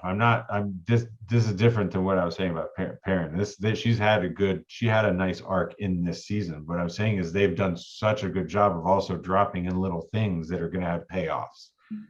Like her arc is other just things starting that to pay off. Yeah. I feel like her arc was not the strongest one for me this season. I feel like she had very little agency up front and didn't really gain much until the end, really. I feel like she was letting things more happen to her than her causing things to happen. And it felt like she took kind of this very stereotypical, like, adventurer backseat girl character type. Mhm. And I'm hoping that will change later on from someone who has not read the books. Right. But I think she stood up for herself with Valda. Yeah, but it was, as far as character growth goes, like if they started off on the grid at 0-0, she ended up at maybe like over 5 up 2. Like a very slow slope. But at least she had that payoff. All Perrin did was growl. Yeah, that's true. His eyes flashed, he growled. That was it. I think, what are you? I thought that Nynaeve had a much stronger character Oh arc. God, yes. Clear that they put a lot more thought into how they would be presenting her this season. Just to get to even the scene after Logain like caused all of that carnage to happen in whatever cave they were in, and to see that moment of her kind of like hovering up in the air, the glowing light all around her, her braids going crazy, like the build up to get from like where she was at the beginning to that point was amazing to watch unfold. And it did make it feel a bit like the Nynaeve show this whole season, I will admit. True. Yeah. Yeah. I always really enjoy Nynaeve, just generally. I think she's great because like she kind of does know what she's doing, and she is very, very capable. And then there's moments when it's like she gets humbled a little bit, and I really enjoy that.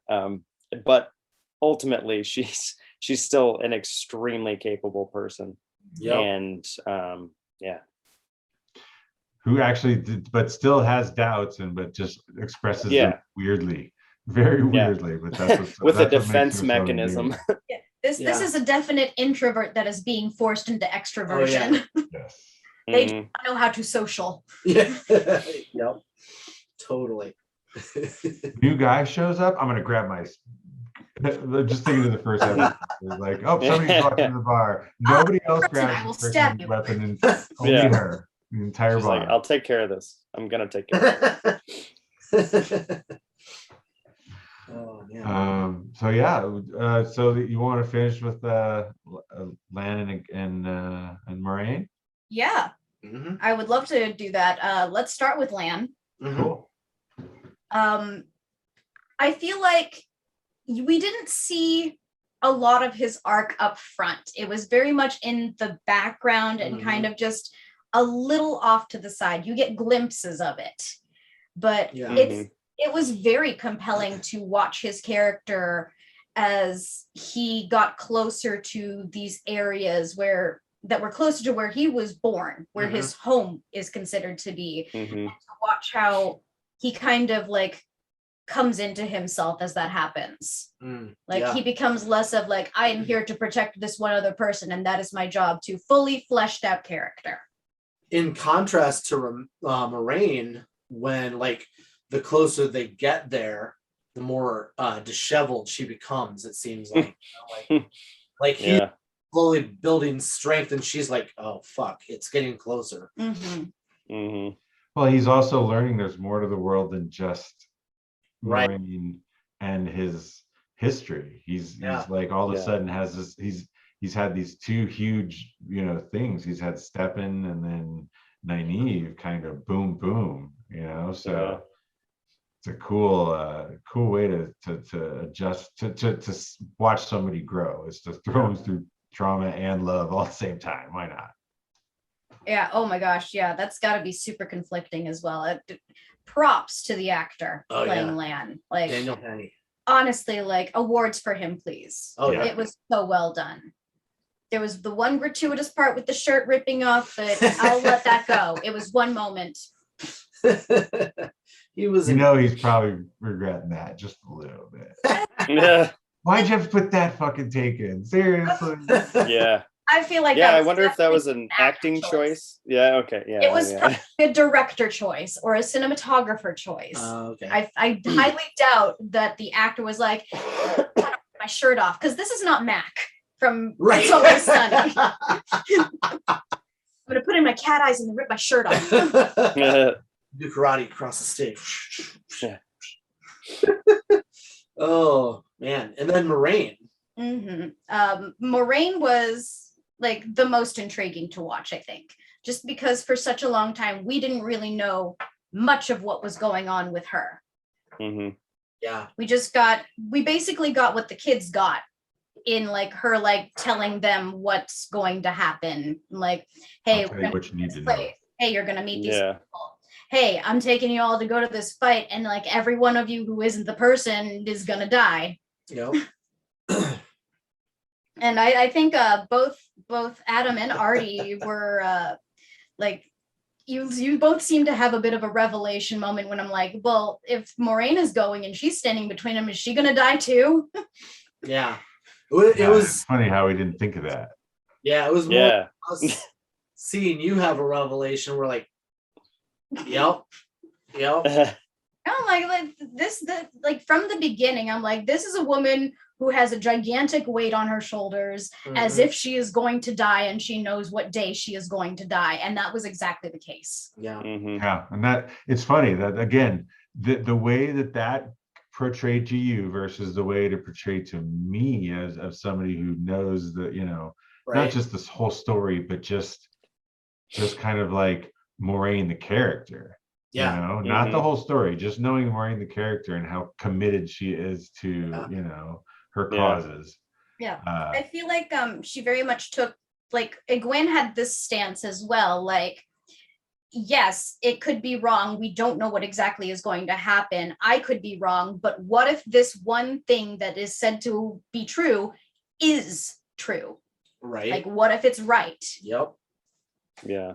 Yeah, and I like how they portrayed that, and then like, because like you said, Moraine was certain. She was like, I'm going here to die. Mm-hmm. But then she Mm-hmm. And she didn't. so, and that just sort of Well- enhances like how the Or did she? yeah, maybe, but in a way. Alex's eyes got Yep. huge. In a way, she kind of did die. Yeah, but but it's also, and it goes back to like Min. Oh, speaking of one of like favorite characters, Min is one of my favorite characters, and I liked how she was portrayed. But it goes back to like her foretellings and things like that, like in the prophecies and all that sort of stuff. Just because you read it doesn't mean it's going to be verbatim. It's up for interpretation, and the way that you think it's going to be fulfilled isn't necessarily the way it's actually going to be fulfilled. So yeah, Mm-hmm. it's pretty cool. Are there any other like small characters that anybody wants to like shout out for their freaking Pat and Fane is amazing. Oh man, Yeah, I like him a Oh my lot. god. that's who I would say my other like favorite actor portrayal of this season was the guy that plays Pat and Fane. Yeah.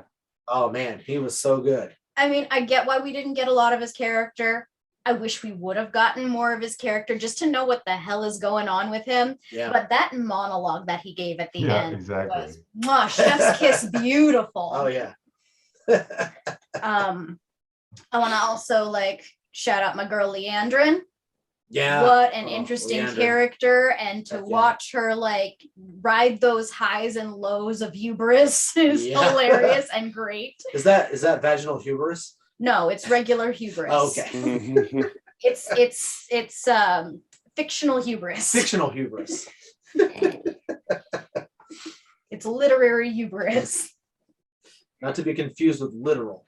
Yeah, but I thought she had kind of a fun arc, kind of like building herself up and then having that small fall at the end. Yep. It was fun to watch for sure. And that's just not that's not the last we're gonna hear from her. Oh gosh, no. Are you kidding? The Red Asha are going to be looking for Matt. Yeah. I also liked the lady who played Swan and her. So, and with just, you don't get much of Swan, but you get where she came from and where she is now. Like there's almost a built-in arc there, like an implied arc, there's a ton that she's gone through. And then I'm also looking forward to how they pay off the whole, I forget who it was that said something to her about how, someone say she'll be the death of her or something like that. Oh, yeah, like, That's Min. Min said it. Min said it. Well, actually, Min she told says Moraine. the amerlin seat will be the death of you. That's what it is. No, downfall. Downfall. Downfall. That's it.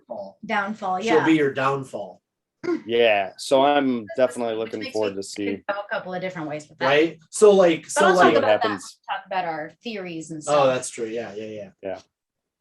I'm trying to think of anybody else, but Loyal, like everybody loves Loyal. Everybody. I feel like that's the spin-off show that we all want, right? Everybody loves Loyal. Yep. Just a half hour. It can be in cartoon format. Give it to us. It'll be the slowest, longest show in history. Telling a story for the whole episode. Slowly.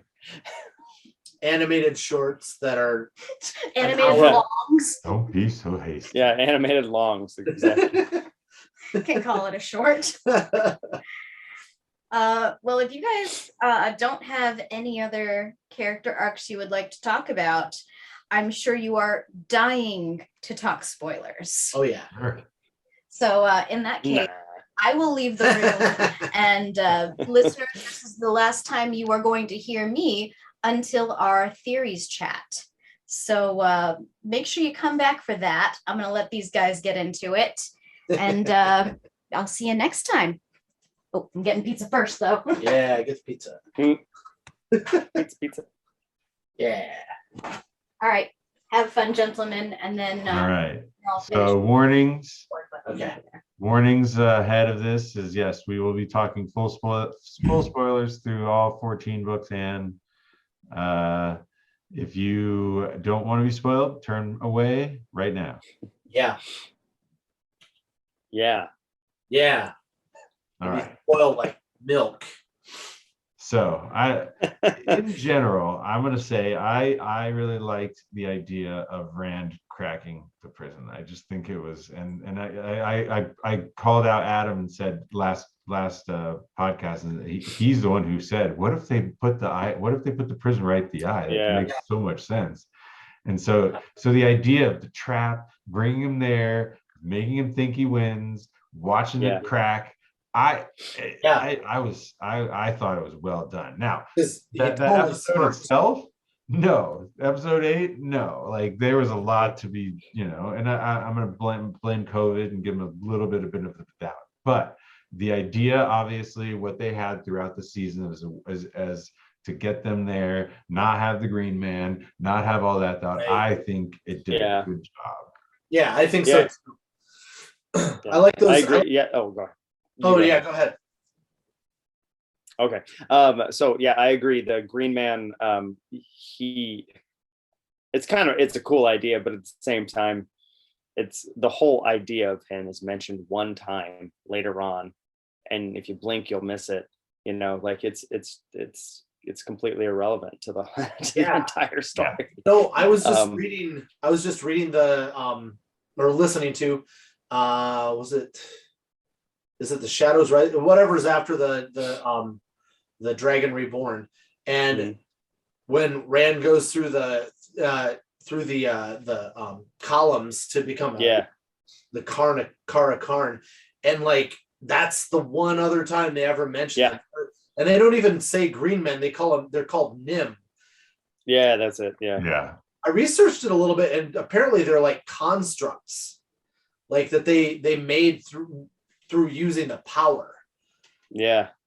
I was like, what the holy shit. Yeah, I think last time I listened to the audiobooks, I went down that same rabbit hole and started looking up like all this random stuff, like, and just got really deep into it. Yeah. Same here, but you're right. Like they just like they only mention it, like Artie said, one other time, and then that's it. Or maybe Alex. But yeah. And then the having like that representation of like seeing those dark tendrils coming off of the dark one / Ishamael, and the moment that he uses that power, it clips those dark tendrils, and that's what gives them the power, because that's the true power, right? Is it the true power? I forget. I looked that up too. So it's the one power, right? So it's the one power. It's also the true source, and those are the same thing. And then it's the true power is the dark one's power. Is the dark one's power, yeah. It's the one power. They should just call it the one power and the other power. That's right. Yeah. True power is one that gives you a little flex. Yeah. So like he's that using that, cutting the true power and using the one power is what like actually gives you the power to break a Quendiar seal to the Dark One's prison. So that was, I think that was pretty well done for anybody that's in the know. And then later on, Easter egg for it was subtle too. Like it was really tough it was hard to see. I almost thought it was just the pattern on the floor. So did I, yeah. Totally.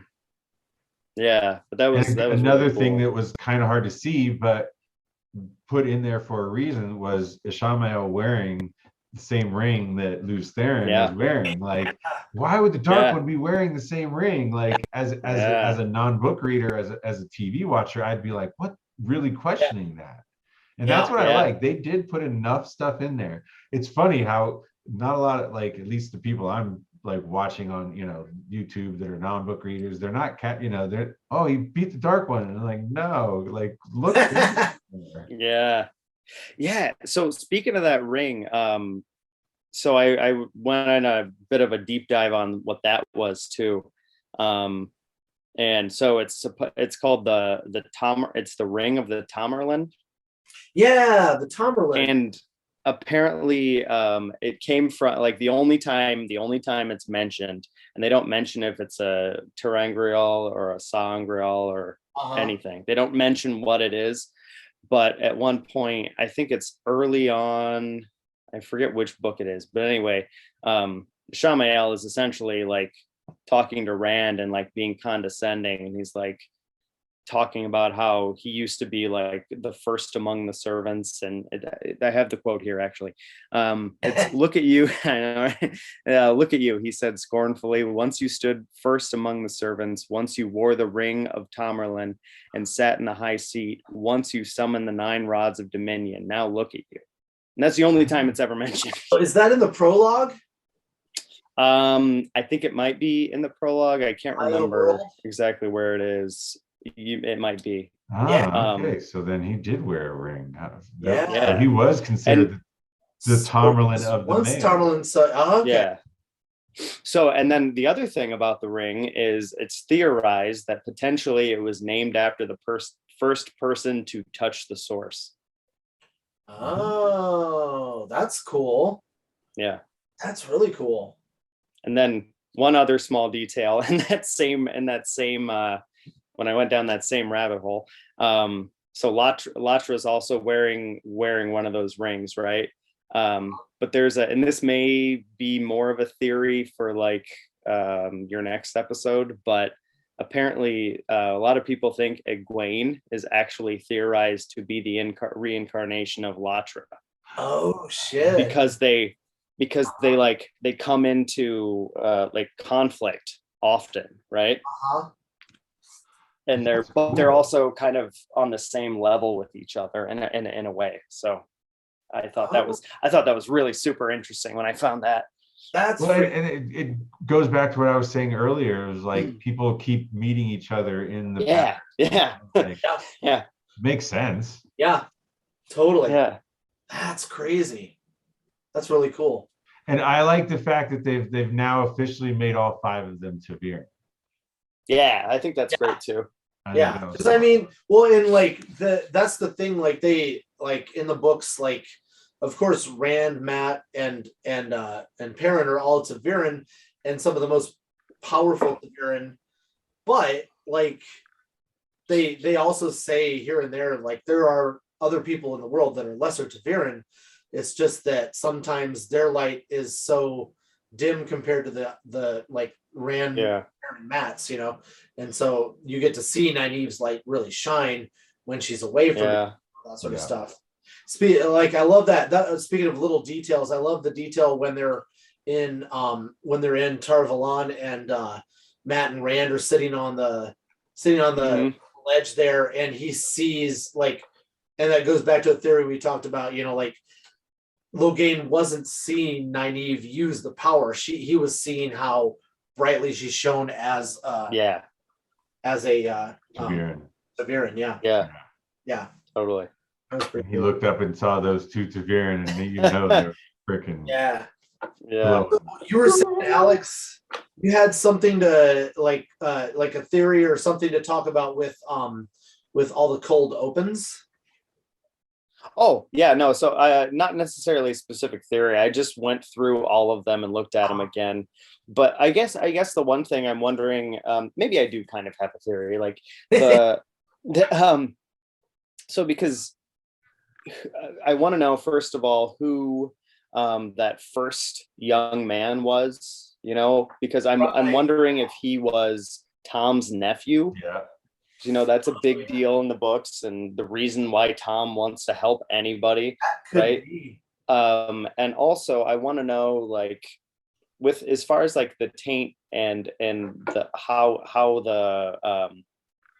how it's essentially communicating with the male channelers. I want to know what that's supposed to be. Like, I wonder if the show will work in the Forsaken that way somehow. Right. Well, like, they kind of like part of it, because sorry, go ahead. Well, sorry, Logain kind of says, like, or at least this is what he thinks, that they're telling him that they're all the dragons of the past communicating to him how to and stuff like that. But and then like when Rand starts to think, you know, he's starting to feel the taint a bit. That sounds bad. But the corruption. I kind of agree that they redubbed it the corruption. But I'll still say taint. We can say taint. It's okay. But yeah, like, you know, of course, he thinks he's going mad, but it's hard to tell, because is he going mad, or is it just Lews Therin speaking? Well, to I him, think they're going to play with that. Remembering shit. Thinking, for sure. I think that's definitely, they're going to plumb that. They're going to be like, oh yeah, is Lews Therin a real thing he's hearing, or is that like the madness? They've got to play with that now. Yeah. Now that they've built up. So that's what I think that was really smart. Of like, first in one, they each manifested in different ways, right? One just saw some person, an actual he just person, had a dude with him, and then he was just seeing so they'll play with us next season, I think, a lot. Yeah, totally. Oh, so before I forget, there's like one thing that I like just before we started the podcast, before I went to get the pizza. I was watching a Wheel of Time theory on YouTube, and he was talking about how for some reason, and I don't remember her first name, but her last name is Agadashalu, the lady that plays plays Avasarala. Avasarala, yeah. They've been having a tweet back and forth. Yeah. And so like Hadswain. Yes. Yeah. I read all of that. Yeah, I was like, and it's not official who she's playing, but we know, you know, but Rafe officially offered her, said, I have a part in mind for you if you want it. And she was like, yes. So oh shit, I'm so excited about that. Yeah, I think she would be fantastic. She would be great. Like, she's got such a like gravity to her, you know? Oh yeah. And and people can't help but do what Cadsuane wants them to do. It's almost like Avasarala is like Yeah. incarnation of Catswain. Yeah. Or Totally. vice versa, who knows? Right. Depending on the timeline. That's cool. Yeah. Oh man. All What right, so other let's see, what else? Yeah, totally. So I've got, let's see. We got the Pat and Fane whistles. Oh, You know what's funny? I literally not one time in all my watching and rewatching, I have never heard the Pat and Fane whistle. Really? Really? So when I don't know if I'm just not paying enough attention or what this. turn on the subtitles because it'll say whistle, and then Okay. Yeah. Also, like, well, Okay. sometimes it doesn't though. Like the very first one that we heard, it doesn't. Like early on in the show. Okay.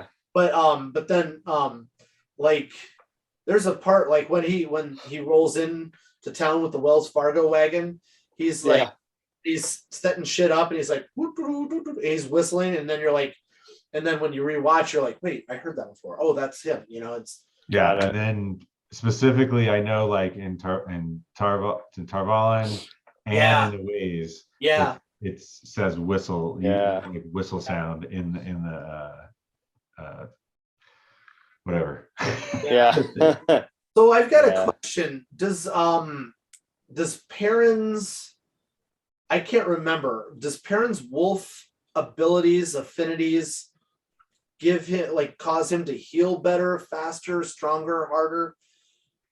I don't think so. Because I'm wondering, like, because he got fucking Trolloc scratched or bit or whatever on his leg. Yeah. And then a wolf licks it, and then like after that, I mean, it could be a product of like when the Aes Sedai heal him in Tar Valon, it like that took care of it. Right. But like after episode, like once they get to the Tinkers, it doesn't seem to bother him anymore. And that's after the wolf licked his leg. And so I'm wondering if he heals faster or if wolf saliva has healing properties or I don't know. Again, it comes down to Perrin not getting a proper arc. Yeah, totally. Man, I wish they would have just let him do 2 hours and then 10 episodes. Right? God damn it. That would have been so good. And we probably won't see that for season 2, but more likely than not, if season 2 does well, then they'll get an infinitely higher budget and they'll be able to probably. I think season 1 did well enough to warrant some production updates. I think for sure. The numbers were great. I mean, they can't be mad at those numbers. No. A little detail that I noticed, but I didn't mention on our little details was like I love how when like blood would pool or something like that, they would show like the dragon's fang. Mm-hmm. Like in various, like in the pool where Nynaeve killed the Trolloc and where I forget who got killed, and then the blood was flowing out onto the so onto the ground and stuff like that. They would show like the blood would pool in the shape of pool in that shape. Yeah. Well, it's kind of funny. They're putting so many little Easter eggs that that we can't talk about that and that aren't really getting noticed, and hopefully they'll maybe be appreciated by non-book readers when they go after they go back and watch the whole series again, oh wow, look at they were and that's, I think that's a good idea. That's smart, something for us to kind of geek out about, but at the same time not spoiling anything. But if somebody, like for instance, if you were like wanted to become like a Wheel of Time fan and like theorize about the show without getting into the books, they're leaving a lot of little cool. Mm-hmm. Oh yeah, I think it's cool. Absolutely. Like for sure. Like, and we were talking about it earlier, how like hopefully there's more of a payoff with the Lila situation, because I don't know if I've talked about it to you, Alex, but Artie had mentioned it, that there's the theory that Lila is a dark friend. Simply because, and then once Artie mentioned to me and I went back and looked at the scene, I was like, oh yeah, that makes no sense, because like as he goes and turns and hits her, what position is she in? She's got her hammer up like this. and there's no Totally. Trollocs around. Yeah. Yeah, they're all dead. Looks Well, like he's I assumed, actually, I think I noticed that too, but I kind of assumed that she was going to try and hit the one he was already working on. Yeah, could be. Yeah, but he was Which sitting there. I is, think blood was He spurting. was hacking on it for a while. Like, I'm not gonna be like, yeah. okay, yeah. So in the event he turns around, it doesn't hit her, and he's like, "What the fuck, man?" And she's like, "Oh no, I was just gonna help." Right. Right. She has plausible deniability, right? Yeah, exactly. That's an interesting thought, though. Yeah. The more I watch that scene, the reason I think they're doing it is potentially to help relieve some of the that guilt eventually. Yeah. You know, it's Yeah, gonna maybe be he'll find something slow out. boil. You know, we'll get little. You know, I was hoping that they would at least give us a little bit more about that. Again, I'm mad about the way they right? Yeah. I just Yeah. after I've watched it a couple of times, that's kind of my own real Yeah. boy dirty, you know, and it's like and that's Maybe the thing, I Pat and was like, Fane will by reveal the it by the end later. of the season, they'll at least give us a payoff of you know, Hopper giving him a little bit of insight, you know, Yeah. something, but nothing. Or maybe Pat and Fane will say it to like throw him off balance at some point. Yeah. Good call. That's another way for him to learn. Yeah. But I do hope that is. I mean, I'm fan theorizing here, but I really do hope that's kind of the payoff of like, you are quick, impulsive, and you can kill somebody really quickly and easily, and in that turn, you know, eventually you find out that it saved your life. You know, that'll help him. Yeah. So you you're have like, good it was instincts. better for picking up that axe. Right, exactly. If you didn't pick up that axe, you wouldn't have a life, yo. Yeah. And let's not have it take till season 5, you know. Right. Speaking of which, we like, followed the books is basically when it would that right? plot line would resolve. So yeah. I feel a like little bit. I feel like, you know how like a lot of people were speculating before the show even came out, like, are they going to just do season 1 as in book 1? Are they going to mix some things? Are they going to do season 1 as book 1 and 2? And mainly it was book 1, but they added some other things and stuff for continuity and whatnot. But I feel like the route, especially with the end of episode 8, the route that they're going to be going is they're mixing probably books 2 and 3 together. And out of order, I think, a little bit. And what? Yeah. Out of order. Yeah. I think it makes sense because there's certain characters that don't have a ton to do in book 2. Yeah. Like, I think I don't remember what I was listening to, but they reminded me that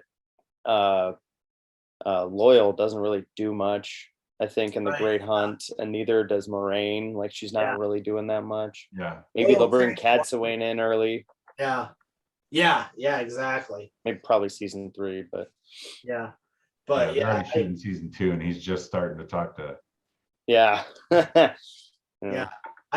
I'm excited to see how they do, like, because I mean the Stone of Tyr is pretty cool because all the Aiel come in and there's a lot of things going on, but like ultimately, like Rand defeating Ishamael there is kind of like, it's almost anticlimactic, you know, in a way. I mean, it's not really, but it kind of in a way.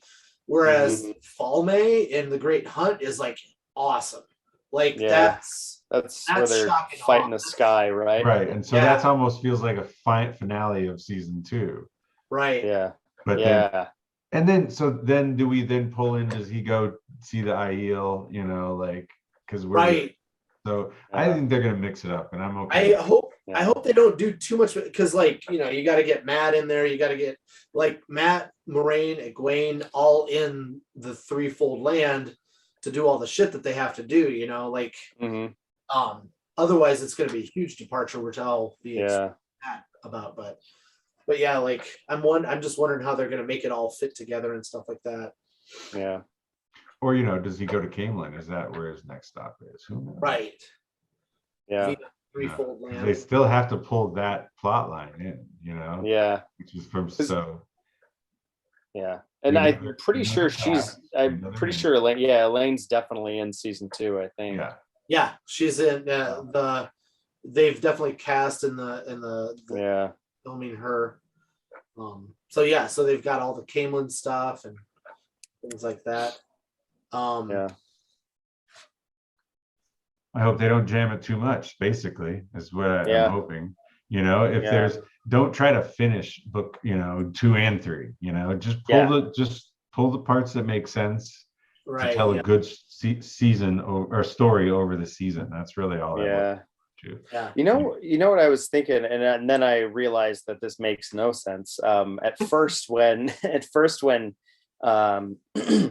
when Matt didn't go into the ways with them, I was like, I wonder if they're gonna like somehow make him go to the get into the art, like go through the twisted archway to Rangriel into the Tower of Genji early, but I don't think that would make any sense because he and Rand have to go in at the same time, don't they? I mean, they don't have to, but they went in they didn't go in exactly the same. But they did it was like right at around the same time. Yeah, it was the same. They were in the same one. I think it's in the Stone of Tyr. Matt went in, and then when he came out, Rand was there. It was like, oh, you went into. Yeah. Because they pop out kind of at the same time. Yeah, I had that thought too, and I'm wondering though, but I'm wondering is he really fully healed? I feel like they're doing a little bit of a misdirect to make us. Oh no, he's not healed. Yeah, I think you're right. I don't think he's fully healed. They got to get him and Pot on Fane together, and they gotta. Yeah. You got to get the dagger back from him. They gotta just. I want to see Pat and Fane nail a fade to a wall. Still, I don't know if it's gonna happen, but I want them to do it. That would be. Oh yeah, I like that. Oh man, one of them mouths off, screeches at him the wrong way, and he's like, "Oh." Oh man, I'm wondering if Megan, the one blue that was at I wonder if she is going to be. I think Artie had mentioned that in one of the previous podcasts, where is she going to be one of the people that's actually captured by the Shan Chan and forced to be a leashed one and all that stuff? Yeah. I don't think I said that before, but that's a really good idea. Oh, I thought you. No, I don't remember hearing that before. I like that idea. Maybe it was just me thinking. Well, I think we were just talking about how she'll tie into the story. Right, that's true. Season 2, but I didn't even think of her getting captured. Shit. Yeah, because that's clearly where she's going to next, right? I like another small detail that I really liked, but I forgot to mention when we were talking about them was the books, the Koreathon cycle and the Jane Farstrider and all that stuff. Oh yeah, love it. Yeah. So I was thinking about the whole scene where they link at the end and they kill all the Trollocs and stuff, and they burned out and all that stuff. I don't know, for some reason when it was happening, it pissed me off. I was just like, what the fuck is going on here? Why are they doing this? I mean, I've calmed down obviously since, but I'm just like, what the hell is going on here? Yeah. But I don't know. It seemed just like I just didn't understand why they were doing it, Yeah, I felt the same way. Because we were over at Artie and Kathy's watching it, and I didn't scream out because we had Samantha watching and Kathy watching, and I was just but in my head I was like, what the fuck are you doing? And on subsequent watches I realized, Nynaeve's only mostly dead, but still I was like, to the normal viewer, they're like, that bitch died, and Egwene just healed her from death. Which is clearly a theme that's not a theme. But so to add on, I'm going to say I really did. If you think of how much pages in the book go into telling how the immense power and how you can get burnt out and how it's a drug and how you can that was to like, that's the only thing, that's its redeeming quality for me, which was like, it really freaking nailed the, like, whoa, you could overdo this, like, big Yeah. time. Yeah, that's definitely true. I think I remember you bringing that up in one of the in probably the last podcast. And yeah. So that actually that is a really good point. It's like they, instead of telling me or instead of telling us, they just showed us what happens when you go too far with it. But the idea of the idea of what Nynaeve did and Egwene afterwards, that I didn't love. So with you on there, like Nynaeve acting as a siphon. And, doing it super advanced shit that nobody in this age would know how to do, you know, kind of stuff. Right. Like, and that's oh, sorry, go ahead. No, go ahead. So that's one of those. And again, I was really pissed off at first, and then eventually I calmed down and I started like thinking about it, and what you had said about the just like showing what happens made a lot of sense. And then I started to think about it a little bit differently because I know Egwene is like famously can just essentially, if she sees something done, then she can do it now, right? Like she can just do it. She doesn't have to be told twice or shown twice. And like Taskmaster. Yeah, exactly. And then Nynaeve, obviously she's a wilder, but somehow she just does shit. Like if she's in the right mood, she can basically do anything. So it's like those two things together kind of gave me an explanation for me to tell myself why it's not the worst thing in the world to happen. Because it's like, so essentially Nynaeve was like, I can't let this happen, and then was able to bust through her block that doesn't necessarily exist in the show. But then, and Egwene saw what she was doing and then was able to do it after the fact when she wasn't being controlled through the whole thing. I think Nynaeve's block, they don't talk about it, but I think it exists in that, like, I think that you see her change until like she's really I think they may have changed it a little bit. It's not necessarily when she gets mad, it's when she's extremely emotional, like overcome by emotion feelings. Because you know, when she does it the first time ever, like it's oh my god, this guy just killed everybody and I'm so pissed off about that, and, you know, and then her friend is dying, and then so she's like, okay, I'm gonna sacrifice myself and stuff like that. So I think that kind of helps. But are those those are the only two times she channels, right? Well, the Munch and Shin. Oh yeah, and the Machin Shin, But again, she's doing some crazy ass, like, out of nowhere, like, you know, thing, Super Saiyan shit, you know, literally emotionally charged, So and again, it was because she was mad at Munch and Chin for you know, telling her she can't save the people. Right. Yeah, she's like her powers. She's got fuck you power. Yeah. Exactly. Yep. Tell me I can't do it. I'll do it anyway. Fuck you. You said I couldn't. Watch this. Yeah. The one thing that just I really don't like about this is what they did with Matt's parents. Yeah, totally. I was thinking about that too.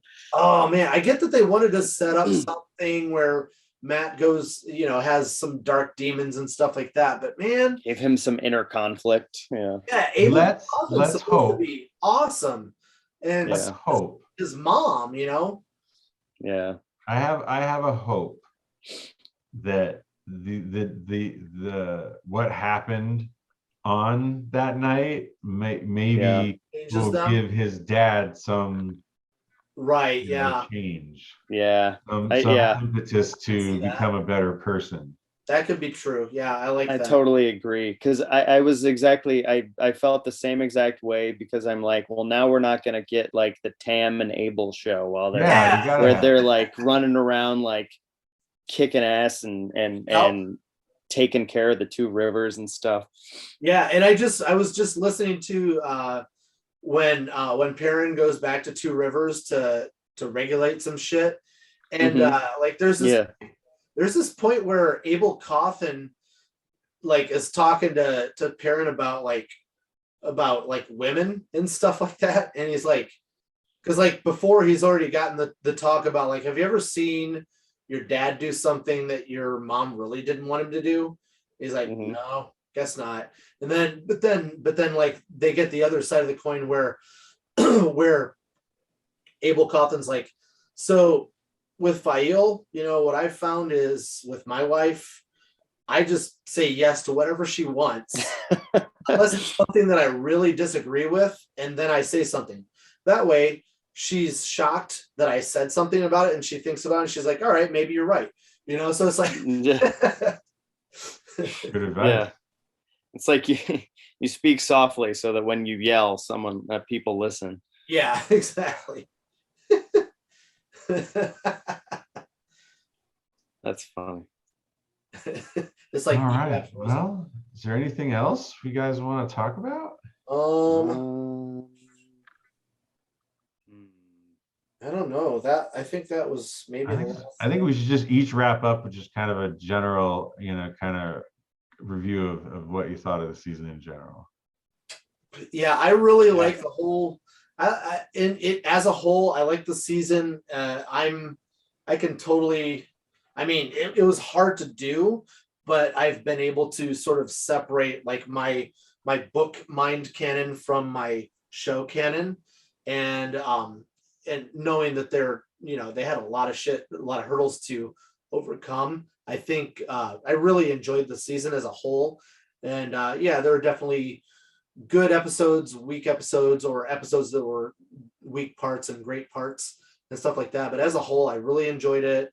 I'm excited to see what they do, especially with things that stray from the book, and to see how they weave that to work with what the book says for the next few chapters of it and things like that. But yeah, I'm overall really enjoyed it. I'm glad it is a thing. I'm glad that that the people that are doing it are the ones that are doing it, because I think they're taking care to keep it true to the spirit of the book. And I'm super excited to see what's going to happen next. Yeah, I think overall I pretty much agree. I liked it. I don't know how much of me liking the series is me having just so much goodwill towards the story anyway. You know, like I want to know what, or I want to see, I just want to see all of it, you know, I just want to see it all. So even if like I get super pissed off at something because it's not exactly what I wanted it to be, or maybe I didn't know what I wanted it to be, but I know it wasn't that, you know, I still really enjoy, I enjoyed finally actually getting to see it after waiting so long, and then having those little weird, like the Red Eagle Entertainment releasing the thing with Billy Zane, and I'm like, what the fuck is this? The only reason we didn't get that stupid thing is why we didn't get the real prologue in this series. Right, exactly. Yeah, yep. Totally, absolutely. Yeah. I'll say, you done? Yeah, go ahead. All right. So yeah, I'll wrap up. I'll say yes, I really look forward to this season. You know, probably I followed it way too much on Reddit and so I was expecting changes. I was expecting it, and I've said this a lot during the podcast, but you know, this is modern television. This isn't you know, you've got to make changes. You know, not all those changes worked. You know, I think, and I think my biggest letdown was the finale, even though certain parts, I think the actual, I could tell where they were going.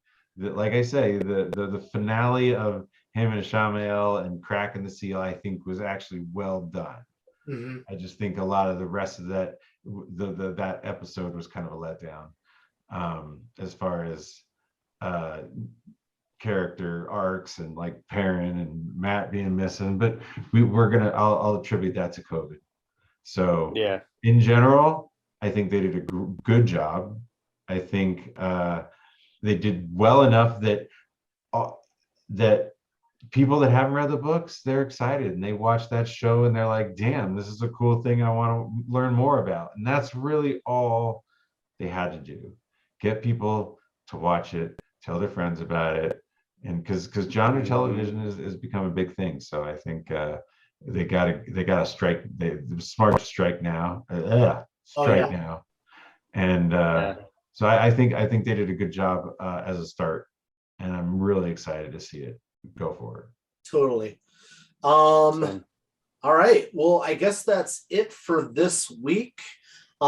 Next week, hopefully we'll be able to do it and have things up by Wednesday, but we don't know for sure. But stay posted, keep checking. And if you haven't subscribed to us, please subscribe wherever you get your podcasts.